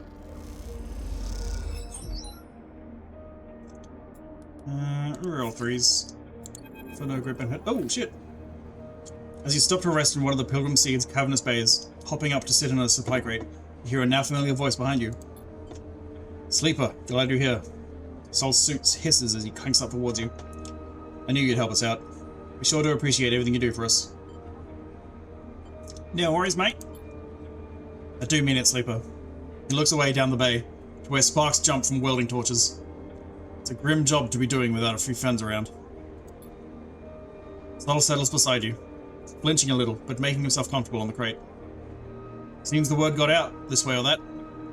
He nods towards the welders a little way off, one of them wearing shipyard overalls. We've had people flowing in from the eye, looking for a place. In truth, it's more than I thought. Sol sighs, which means more mouths to feed, more bodies to house, more people to protect. That's good, right? Not good. Good for those that can get a place, maybe. Sol frowns. But none of this is good for anyone. We're supposed to stay here, not keep running. Sol waves away the thought. Don't listen to me. He gives you a sideways glance. Just a tired old man. He stretches. I have something to ask, though. I'm already helping. He pats you on the shoulder. And we're thankful for that, but you can do more than just weld and shift boxes. With all these evacuees, until we need a change in plan. Well, we need a change in plan. He shrugs. Pilgrim Seed can't do it alone. We need the others to help out. We can carry them, house them, but that's all. Now, you settled down the folks from Ember's Step, and they sent us supplies grown in their dust houses are theirs. If we could get more, he nods himself. And then the Song Crews. He rubs his chin. What we need from them is scouting and security. We don't need that docking access of theirs. With some careful scavenging, that could be our fleet. These folks, they know you, Sleeper. You earned their trust already. He put a hand on your shoulder. Sent my requests out, and they seem to be complying. But I need you out there making sure the work gets done. Time is our greatest enemy now. Sol stares into the distance. I need you out there speeding things up. Yeah, alright. Alright then. Climbs off the crate, his suit hissing as he does. Think of it this way. By the way, you won't have to deal with me much longer. He smiles his uneven smile. Unless, of course, you're planning on coming along for the trip. No, I'm staying here.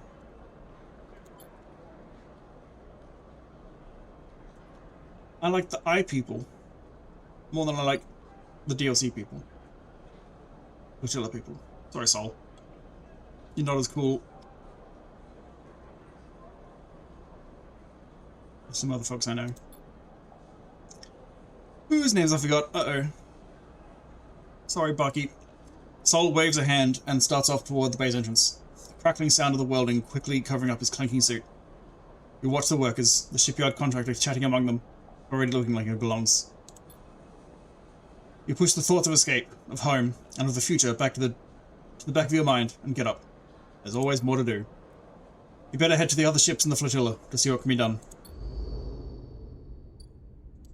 Okay, yeah, some more seed. And also, so much talking.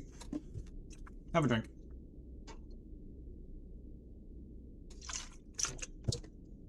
No timing up. There's been so much talking. It's only been 3 days.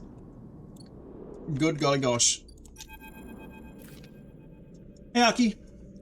I knew you'd come. Aki greets you outside the dust house, her eyes as bright as always. You're very welcome here, as always. Good to see you, Aki. And you, Sleeper. Aki puts a hand on your arm. Walk with me. And she guides you past the dust houses. You look inside and see other members of the crew working in the orange dust, planting and tending to the steppe ecosystem. We are to be the suppliers for the evacuees, I am sure you have heard. We will put the dust houses to use. She leads you past the dust house where the dust is less. The orange glow not as bright. The air a little more clean. We are adapting. Slowly, but we are adapting. We have to produce food, clothes, necessary things for the journey ahead. She smiles. The plants of steppe are once again sustaining a population, and that makes me proud. I do like Aki though. Maybe I do go with Bachelor. Aki stops at a half-empty dust house, scoured of its sand, as it is being filled with mulch. We brought this from the Greenway. She stares at the green and brown, a strange sight, even to you, now that you are used to the amber dust of steppe. I admit it is hard work for us. We are not familiar with these plants. Can you help us? Aki meets your eye. I'll do my best. You guys might get fucking gardened if you put some plants around. Careful. Thank you. She nods solemnly. I know that the eye is suffering, that it is at risk. I know what that is like. Cheers, bud. I wish I had a lesson to share with you from our lost step, but for the moment I cannot see what that might be. She gathers herself. If it gives you meaning, the work here is steady and worthwhile. But if you do not have time, she smiles a weak smile. I will not blame you. Hold on to your memories, but not too tightly. She pauses. Sadness will not sustain you. She falls silent, and you both watch the work in the dusthouse for a while. You can already see a greening fringe of moss on the mulch in the dusthouse. The first signs of new life. Will you soon be like the people of Steppe leaving behind a home? Or will you be stubborn and hold your ground, despite what it might mean? I'm not going nowhere. You wait a little longer with Aki, the moment of welcome suspension in time. A rare moment in this rush towards an end. You glance at Aki, and she puts her hand on your shoulder in solidarity. For a short while, Aki sighs. It is good to see you, Sleeper. Perhaps we will see each other again before we depart. She walks away, fingertips brushing against the glass of the dusthouse windows. He turns back for a moment, as if she wants to say something, then thinks better of it and turns away.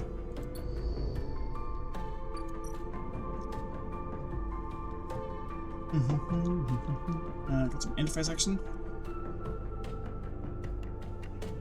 That would be pretty good. And then we got Peter.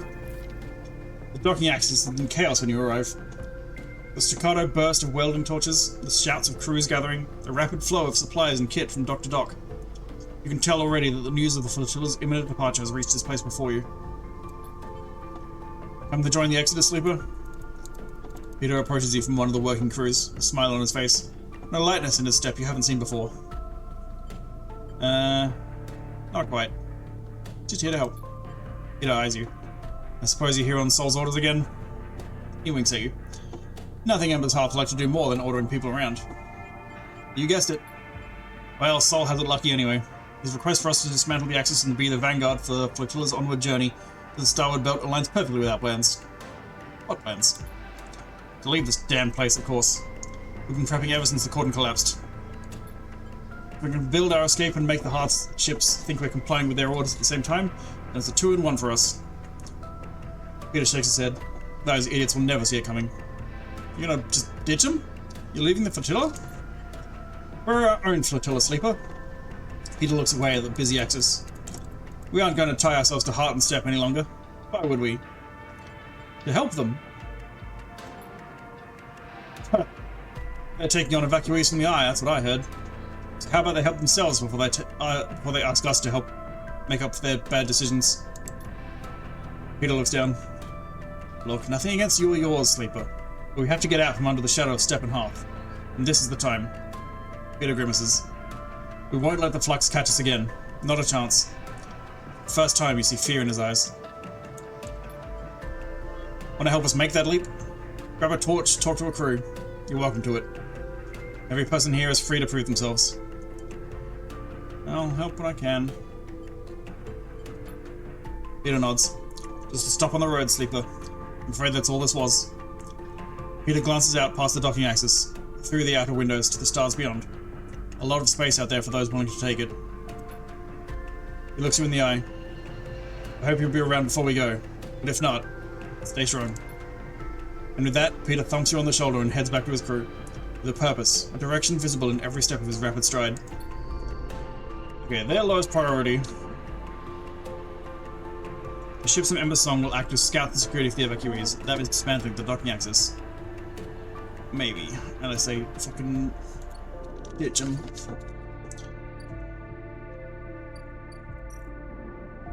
I thought I got tons of time. That should be good.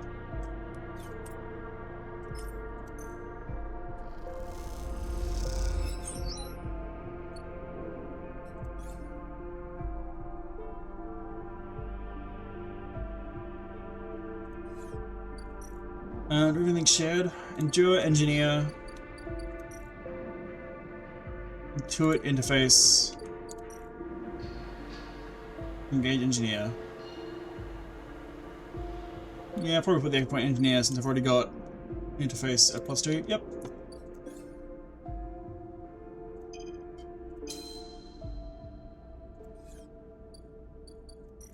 Then this 3 can go into this +2 and hopefully give me 2 points. Come on, yeah.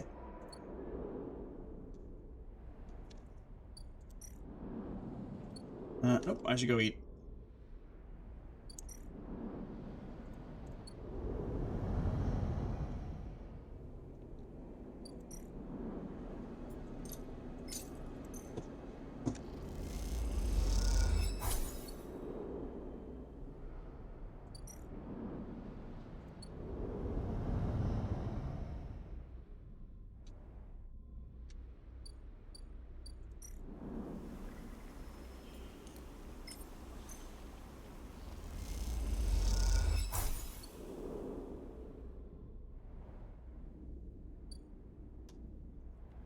Once again, someone's trying to get me to leave the eye with no guarantee of being able to get more stabilizer.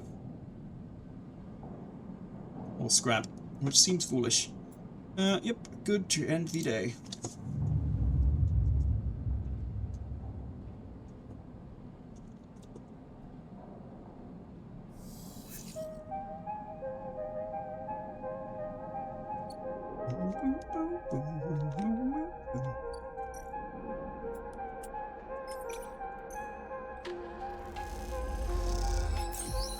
We work in sync with the other teams, splitting the jobs so that by the time you are done, there are tens of new berths in place. They just keep coming. Just keep coming and coming. Perhaps the flux events get enough people that they really believe the eye will collapse. Perhaps they're sick of Havenage, of the Council's infighting and the Hardliners. And perhaps they just want to take a chance at some new future, a place that is anywhere but here. Whatever it is, the evacuees don't stop. They come on the flotilla's shuttles, on their own ships, however they can. We've seen so many faces pass that they are almost meaningless now. A parade of features that seem both familiar and distant. You've been helping people, lifting bags, bringing in supplies, directing them to the berths you helped build. Some of them recoil from your touch, still unfamiliar with sleepers. Others treat you with pity. Some with hate, snatching back their bags and storming off. Yeah, fuck you then. We don't want you on the eye. Still you help. Still you carry boxes and bags. Nothing can stop you. You don't look for Sol. You know he's busy. Just like you, trying to make this thing work. Trying to fit as many people as will come onto the Pilgrim Seed. You know you'll see him before this is all over. You keep working, but there's something in the back of your mind. Something eating away at you. You try to push it to the back of your thoughts, but it keeps coming back. The eye is over. That is the thought. But the eye, even if the flux doesn't get it, is on its way out. How can it survive when these floods of people are leaving it behind? All that troubles you, because it makes you question why you've held on here so long, in a place that seems so temporary for so many people. Are you just a stubborn idiot? Someone who didn't get the message? Yup! Or are you strong, committed for lasting the storm, for seeing the collapse coming and facing it head on? Because there is something you are sure of now. This place, like all places, is temporary. And as each phase passes you, each family packs up and gets on the board the Pilgrim Seed, it feels ever more temporary, ever more fragile.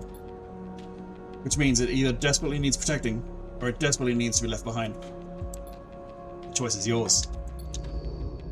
It needs protecting because fuck Senate stat. I'm not gonna let them get their way. Wanna own this thing? They wanna fucking blow it up and kill everyone?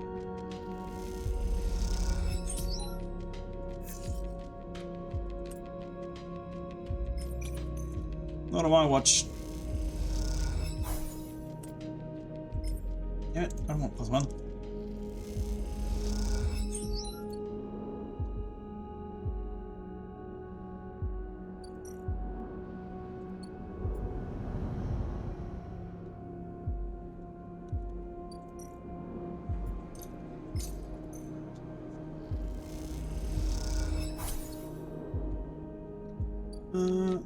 I think he's back. Did I miss him?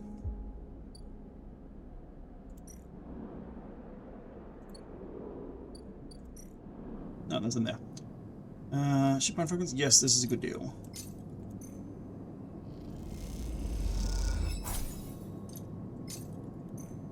Did the mess on that last time.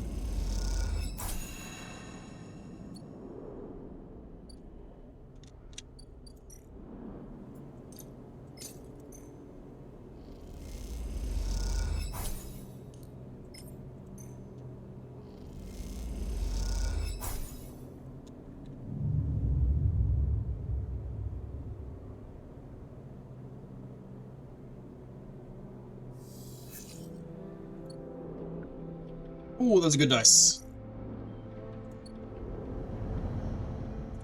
It's gonna get some progress done.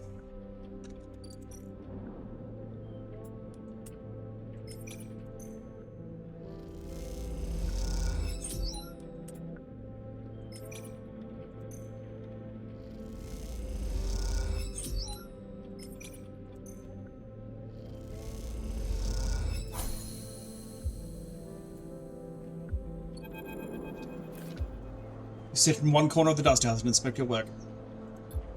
Or greenhouse now. This dust house, the one where plants from the greenway and some of the step species intermingle, become your favorite. The moss and dust sharing the space and curving terraces. Pale knots of step silk freckled with yellowing lichal symbiotes. It is a hypnotic arrangement. You look down and see the intertwining of fungal threads and dust-caked roots and feel a little glow of pride at what has been achieved. You hear the entry lock of the dust house hiss open, and assuming it is Aki, turn to greet her. Sleeper, I should have known you'd be here. Riko smiles her warm smile, leaning on her crutch. You must be one of the most green-fingered people on the station. Riko, what are you doing here? Now, has it been so long? She smiles a wry smile. No need for any drama. I met some of the steppe refugees in the greenway. They were gathering plants and I confronted them. Turns out they were very friendly. She smiles to herself. He was very apologetic, but I told them they were welcome to anything they liked. She told me I'd be welcome to come see, and well, I thought I'd take her up on the offer. She looks around the dust house with its strange hybrid ecosystem. I'll have to say, I'm glad I did. You know Aki? A little.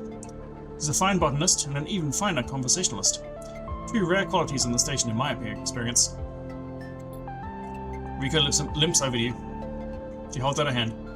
How about you take me on a tour? You take Riko's hand and walk her around the hybrid dust house. You show her how the step silk knots help provide a strong base for fungal and lichal growths, and how the dust mixes with the spores.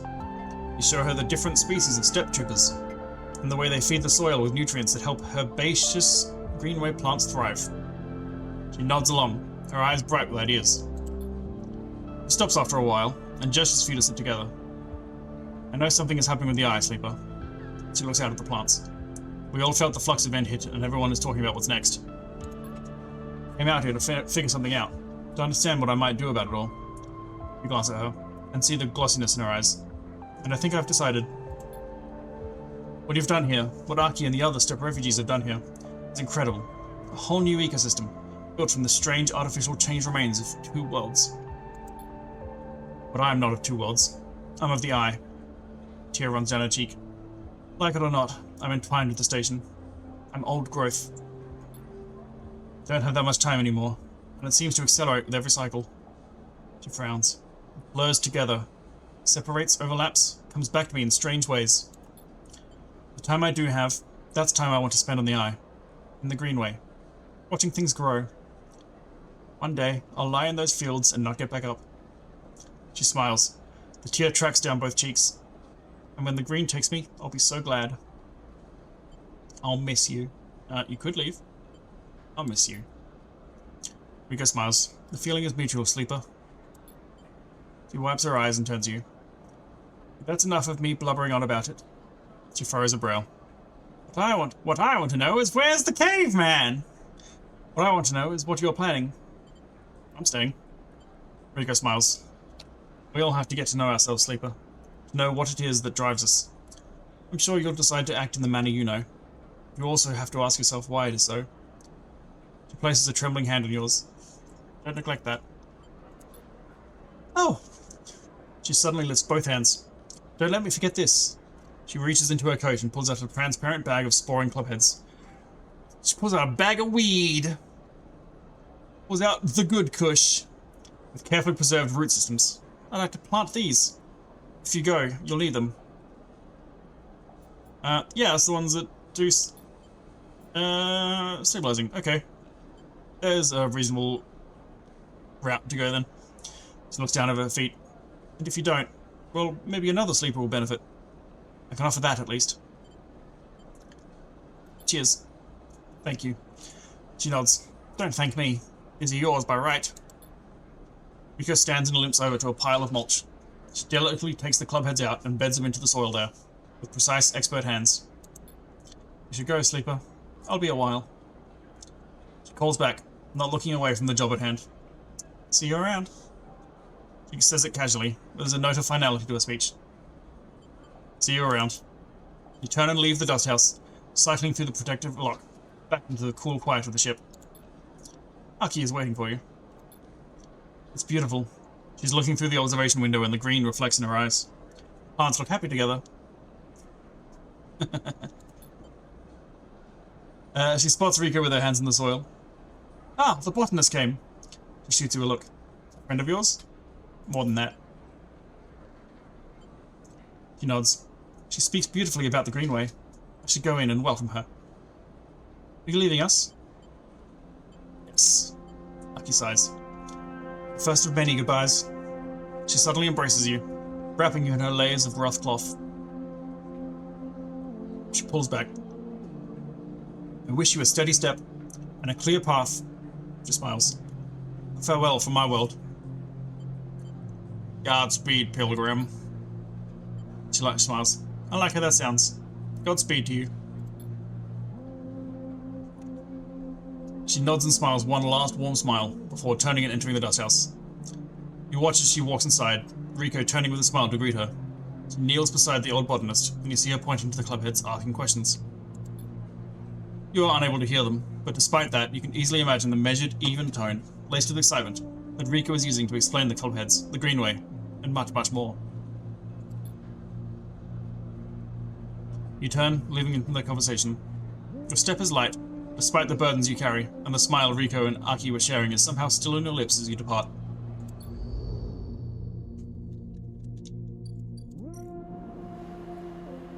Alright, Peter, you son of a bitch. As the docking axis is dismantled and the individual ships refitted, as much of the material as possible needs to be reclaimed. You expertly strip wires and components from the axis walls as you dismantle them. The crews are impressed. And the crews of Ember Song are effective but headstrong and stubborn. They need direction and management. Need their fucking heads knocked around. You manage to convince two rival crews to work together, refitting their ships. Both benefit from the other's expertise.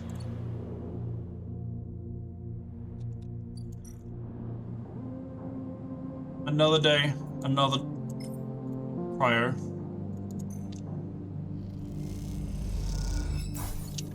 Oop, nope, go to bed. Okay, clipping along through this one pretty easy.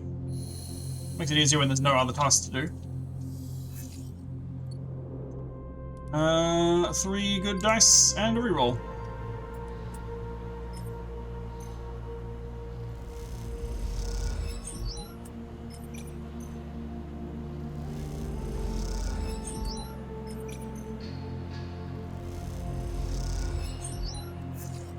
Oh!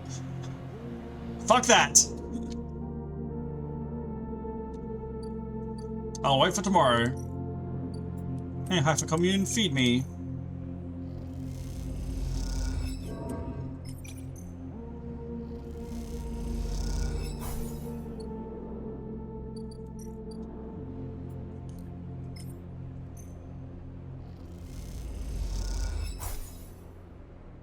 My body is a machine that turns ones on d6s into ones.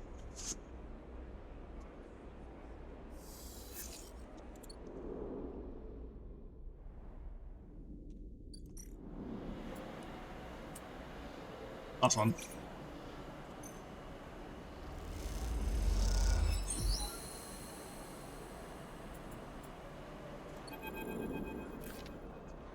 The docking axis is a little more than a shell. Everything that could have been pulled from its interior, every arm not used for docking, has been cut away. What remains is a Spartan void with a patchwork of flooring that allows movement. Piles of unusable material are tucked away in corners, but almost everything else has been cleared out. You haven't seen Peter since you last spoke, and now you're realizing that you probably never will. Plans to be made, escapes to plot, the shadow of Hearth to escape. On the cycle the flotilla leaves, these ships will disperse too, the moons of Ember spinning out on different orbits. The chaos has become a quiet diligence now, as the time for departure is so near. Crews cross the axis from ship to ship at speed, bringing supplies or advice, perhaps meeting up to discuss travel vectors in hushed tones, or to debate why they haven't left yet, and whether they should. Among these Singer crews, recognizable for their specialist clothing and often shorn heads, you see the occasional refugee. A paying passenger, or a replacement engineer or pilot perhaps, come from the Eye to seek fortune with the Singers. Most of the crews have 2 or 3 of these additions, some more, and you can't help but wish that whatever reason brings them to throw their lot in with the Singer crews, they will have safe passage. You feel a strange attachment to these citizens of the Eye, setting out for the first time. And then one of them catches your eye, crossing the axis with the crew, carrying a large bag and a nervous look. No! Tala's leaving? Man, fuck the Eye, I'm going with them. Tala, you freeze for a second. What is she doing here? She glances around, feeling your eyes on her, and catches your eye. Her face brightens immediately. Sleeper, Tala mutters something to her crew and rushes over, dumping the large bag at your feet and bracing you without thinking. What are you doing here? She sheepishly glances at her bag. Sleeper, she pauses. She pauses again, folding her arms defensively. I'm going to the starboard belt. She waits for your response nervously. Why didn't you say? Do you remember me mentioning my family, Sleeper? My brother? You think back to your old blurred conversations in the back of the Bantayan. He came here with me, with my family, when we were little, just after we left Sinza. She bites her lip. He left when we were both teenagers, jumped on some spacer crew heading to the starboard belt. I'm an idiot. She shakes her head. I'm going after him. She looks down, not sure what to add. Alone? She looks at you. I guess so. Maybe not alone? I really don't know if it makes sense, or if it's the right thing, but ever since I heard that was where the refugee flotilla was going, well, I couldn't stop thinking about him. How'd you hear? I work in a bar. She grins. I've heard every bit of gossip this place has to offer. Speaking of the Bantayan, she meets your eye. Someone will have to run it. She leaves a long pause. I mean, I can ask Francis. He'd be happy to. Or one of the others, she blurts out. And of course, if you're leaving for Flotilla or someone else, I'd be totally okay. You wouldn't need to say yes. It's no pressure. It's fine, whichever way. I was just thinking... I'm not sure now. Tala nods. Sure. I mean, I just sprung it on you. But, she glances at the crew she was walking with, who were chatting a little way away. It's not exactly much time. So, considering that, she grabs the key hanging around her neck. The key to the Bantayan. You want to do it? Huh? No, I don't want to run the Bantayan. You're not there anymore. Give it to Francis. Tala nods. I get it. She tucks the key around her neck inside her top. I always do this. Leave everything so late. Make decisions quickly, so I can't change my mind. She looks at her bag. It's not on you. It's not on you. She looks up smiling. If you're going to leave, well, maybe we'll see each other out there. She looks out towards the stars. That'd be nice. Maybe once I find my brother. She stops herself. She looks back at you and smiles. I better be going. She nods at the crew nearby. Not a good start to keep my guys waiting. She lifts the bag onto her shoulder.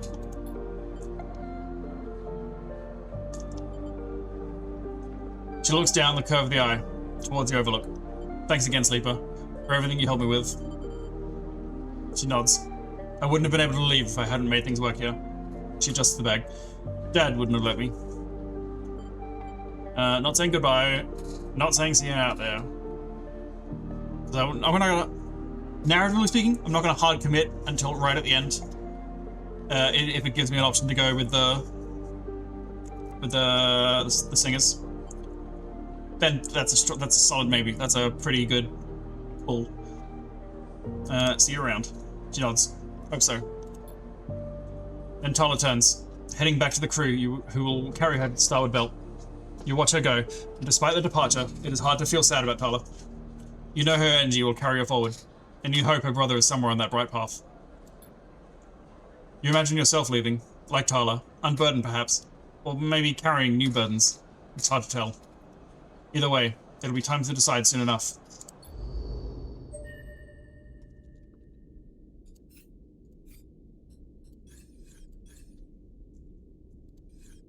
Okay, alright. Do we just fucking wait around for 4 days now?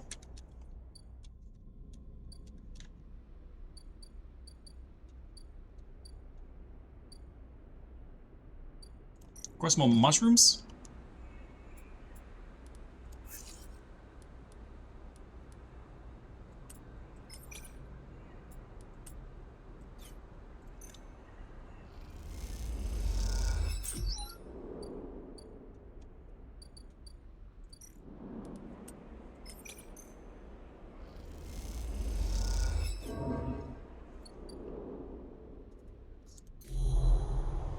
Hopefully someone will pop up with an extra quest to do.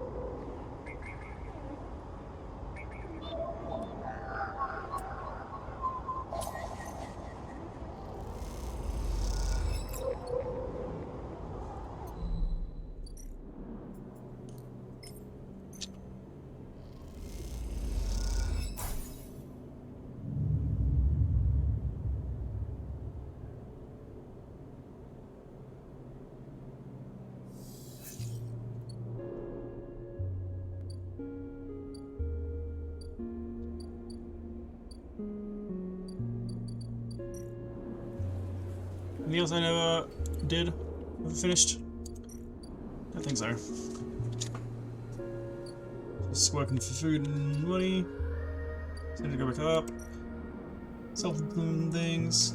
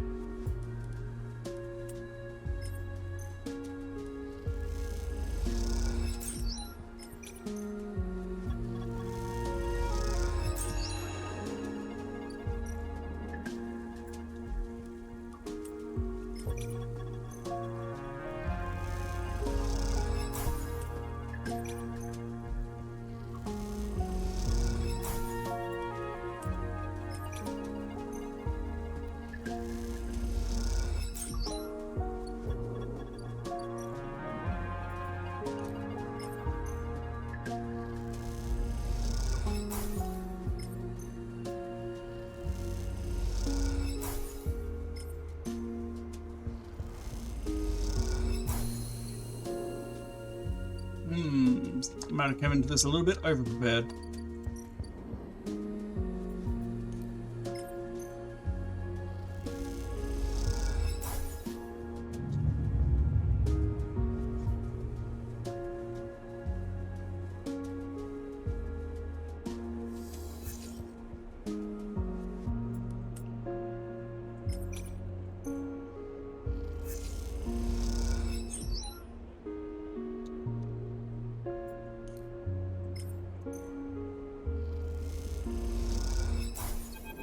Oh, here we go.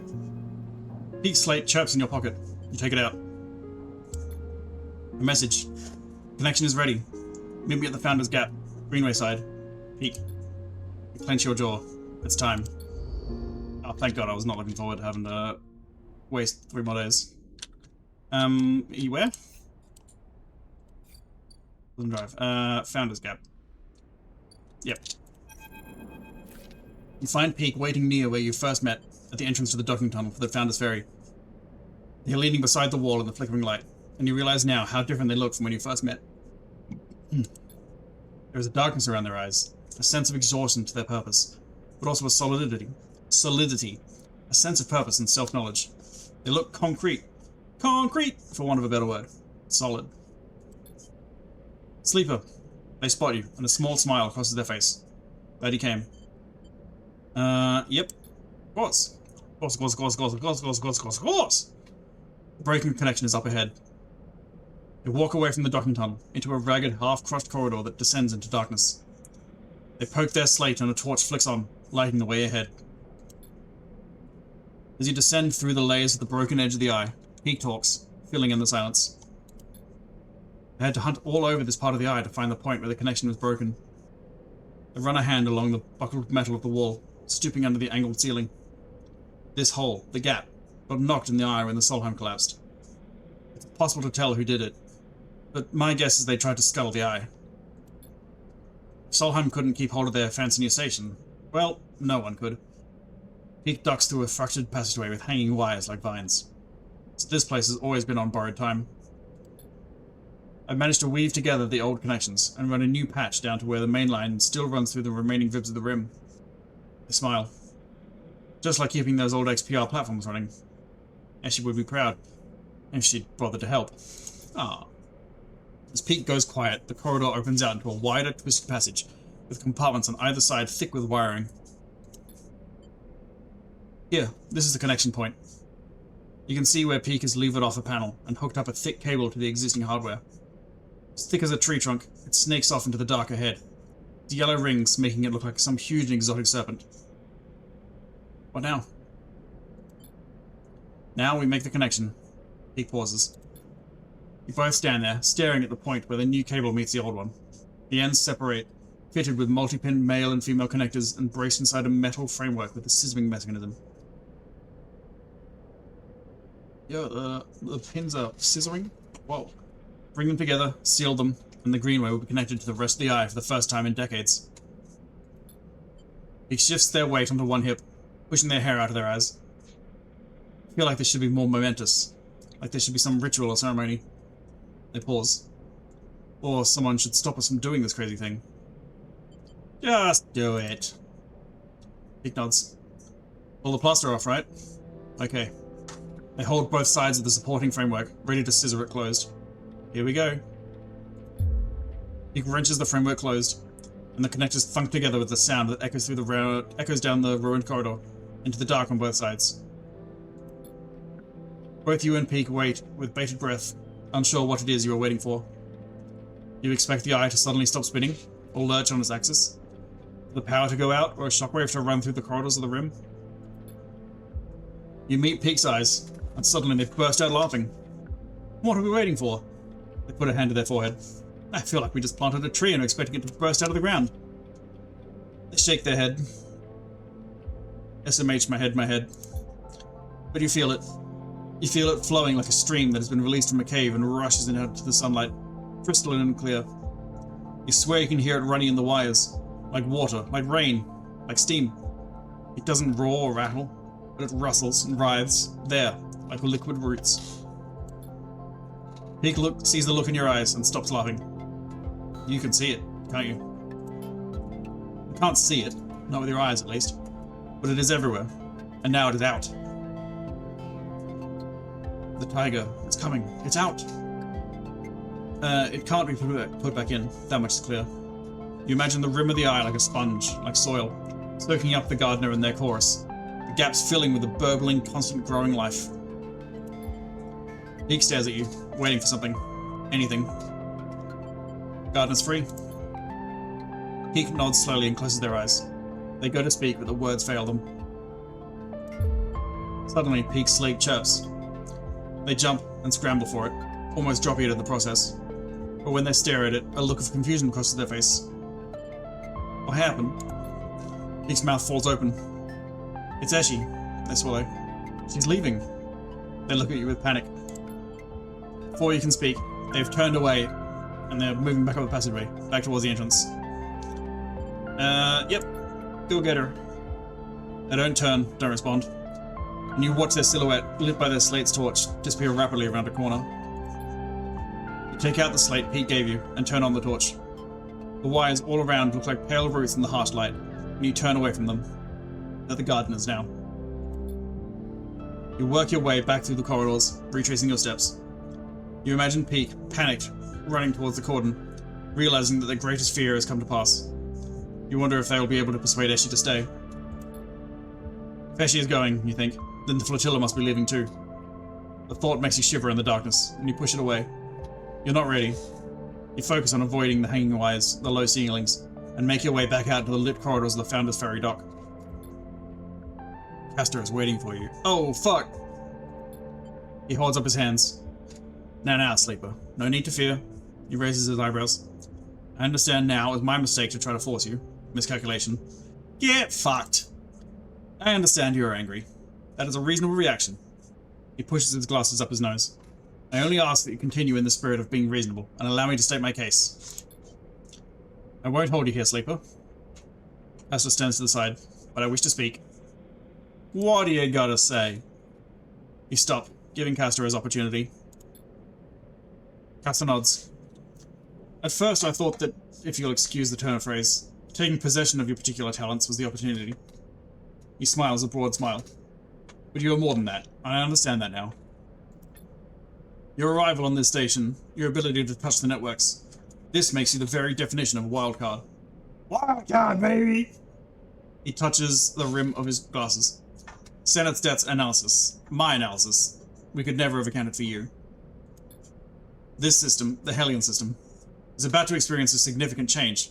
About to open up to Senate stats bailiffs, Conway's claimants, and every industry and element an active can channel brings. Yet this very cycle you let another wildcard free. Gardner. I have to admit, this development makes me afraid, Sleeper. It makes me afraid what an intelligence like this will sacrifice to protect itself, or what atrocities it might commit through madness. And yet, Custer's eyes glint. What a compelling object such an intelligence is. Let me protect you, mark you out, keep Senate Stat from eliminating by force or legal expediency you as they will with every other squatter in this ring. Let's try that again. Let me protect you, mark you out, keep Senate Stat from eliminating by force or legal expediency you as they will every other squatter in this ring. No, this is a hard sentence to do. Castor clasps their hands together, and in exchange, when Senate Stat comes to this place, you facilitate the handover, you calm the protocols, you give us the Gardener. Get fucked!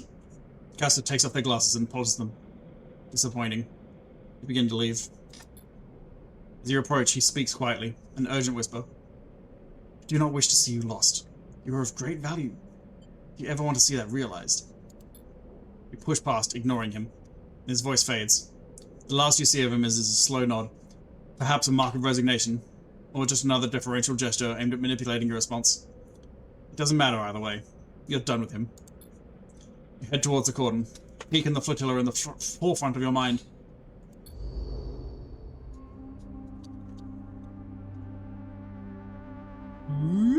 Too far.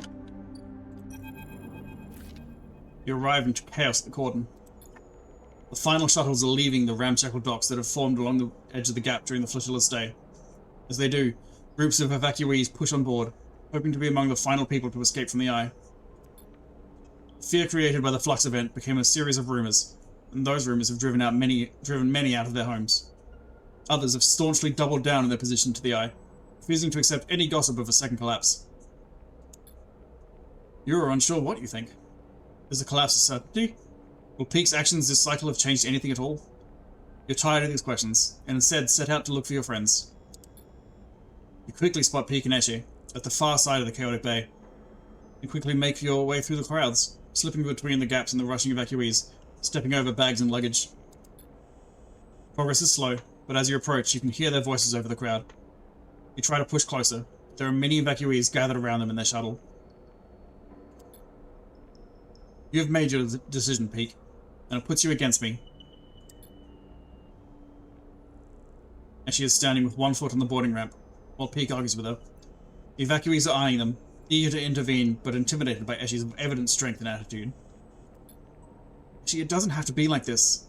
Peak looks desperate. Tear tracks already on their cheeks. We can find a way. Eshi shakes her head. I've always protected you, Peak. I've taken you under my wing. But I understand you are not mine to control.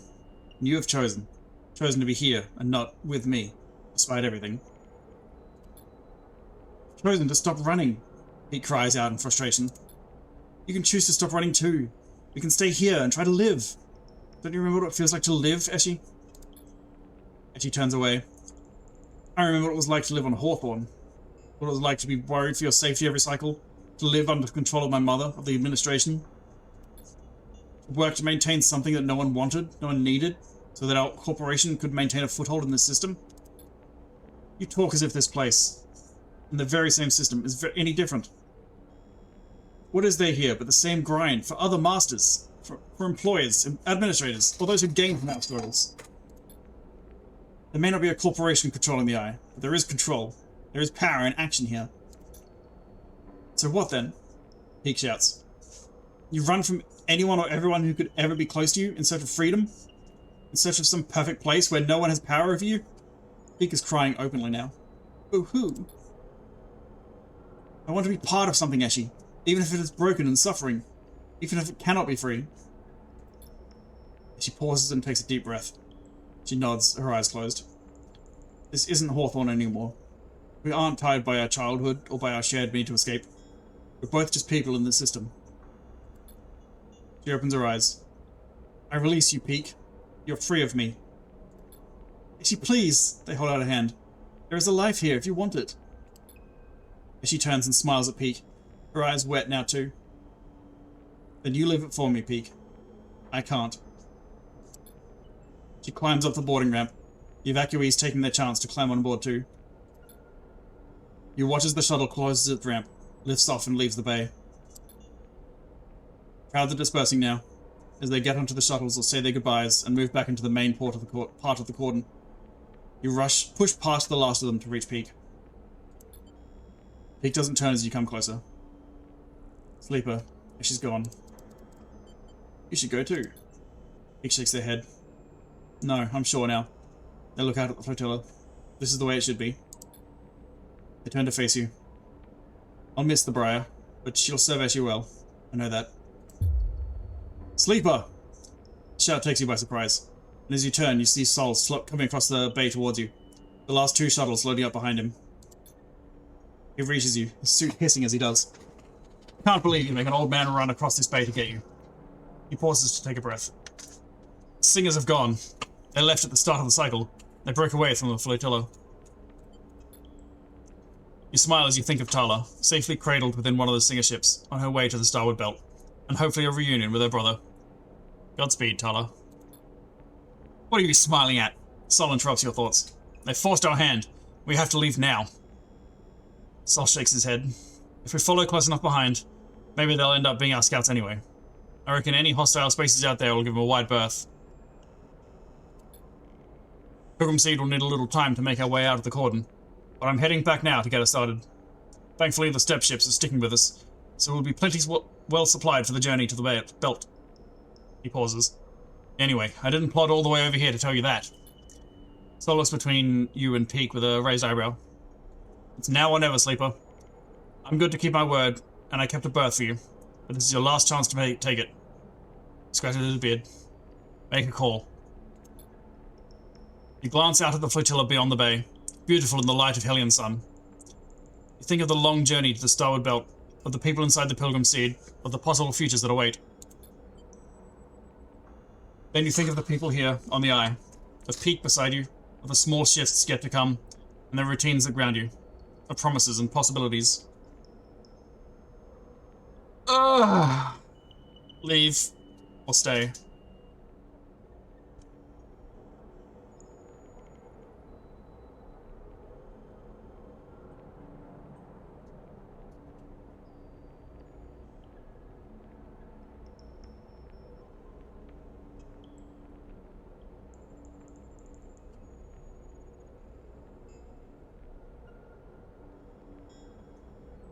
Paola being here was one of the bigger considerations for staying, and she's leaving now.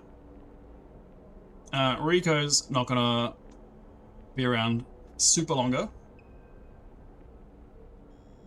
I've got Emphas. Feng's okay. Not the worst guy around.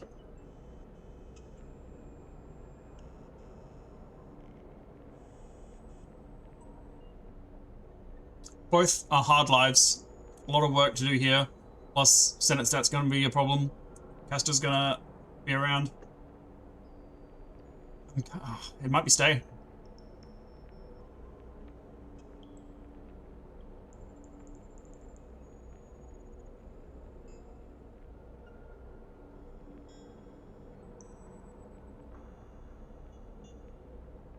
I'm kind of thinking it's stay. Yep, staying on the eye. You open your mouth to speak and realize this is the final time you make this choice. You have to be sure. I'm staying. You say the words, and the moment you do, the weight of it all seems to descend on you. You stumble a little, and then stand straight, refusing to be crushed. You feel a tightness in your chest, and a haze blurring your thoughts. Sol nods. Good luck, he sighs. You'll need it. He grips your shoulder and meets your eye. In the haze, his pitted and rough hand feels so real, so detailed, that it grounds you. And then it is gone, and Sol goes with it, quickly moving to the waiting shuttle. As he does, you watch, unable to speak, your whole body pulsing. And another hand falls on your shoulder, and it grounds you once more. You turn to see Peak's bright eyes. Let's go, Sleeper. You nod, and seeing how unsteady you are on your feet, Peak puts an arm around you and steers you towards the entrance to the bay. As they do, you hear the roar, feel the wind, and as the shuttle lifts off, and angles toward the flotilla. You don't turn. Instead, you keep your head down and focus on each step. As you do, you feel Peak beside you, holding a little of your weight, and you holding a little of theirs. This is how it will be for many cycles after you both leave the bay and head back into the eye. You'll both hold things for each other, remind each other of the choices you made, remind each other why it is important to keep going, despite the moments when it seems impossible.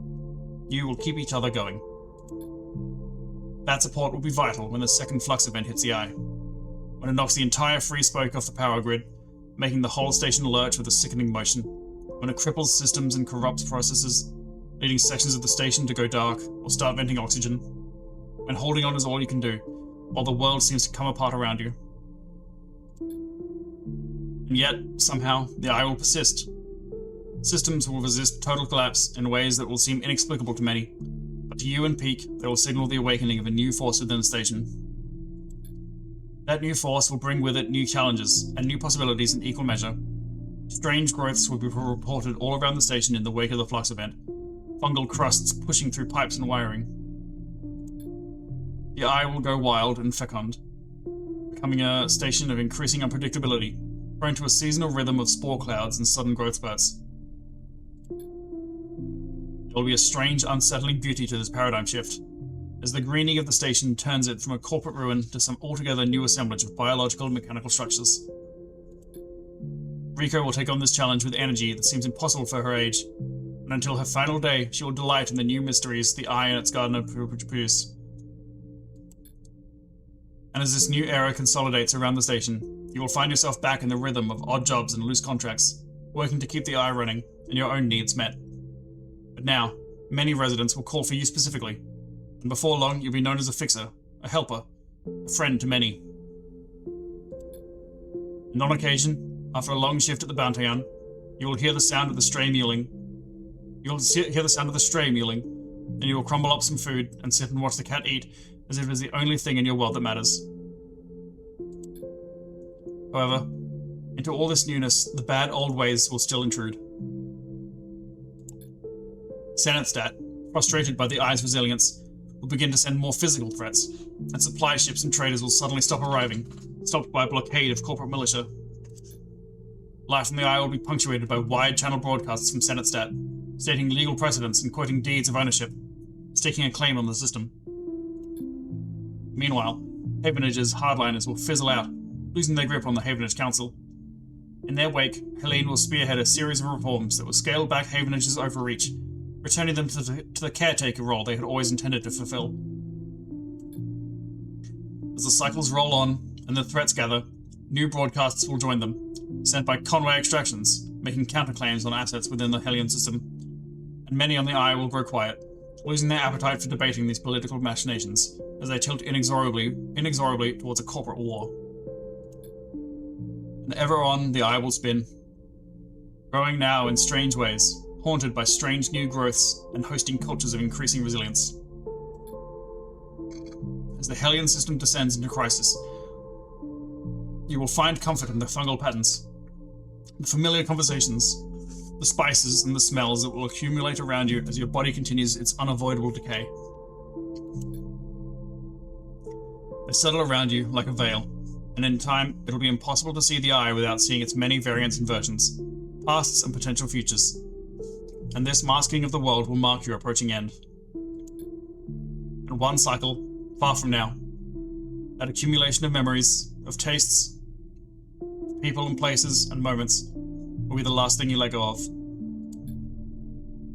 But for now, there is only you and Peak, arms around each other, walking slowly out of the bay. Two figures born of crippled systems, linked together, continuing despite your origins. And in this frozen moment, you focus only on the next step, because that is the only way you have learned to persist. And to persist is to believe that a future, any future at all, is possible.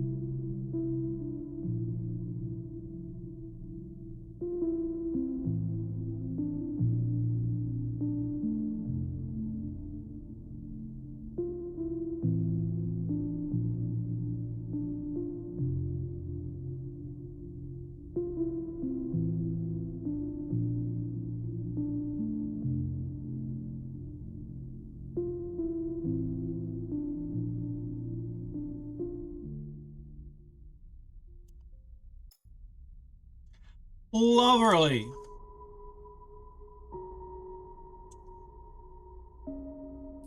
That's a really good game. Maybe I'll check out Assassin's Creed 2 at some point. Probably not on stream, because holy fuck, talking games suck. Thank you very much for watching. I'm not going to go into Bayonetta, because that was too much work. We'll finish off that some other time. For now, catch you later. I believe Bobble and I will be streaming some Final Fantasy XIV later, in a couple hours. So see you then. Bye-bye.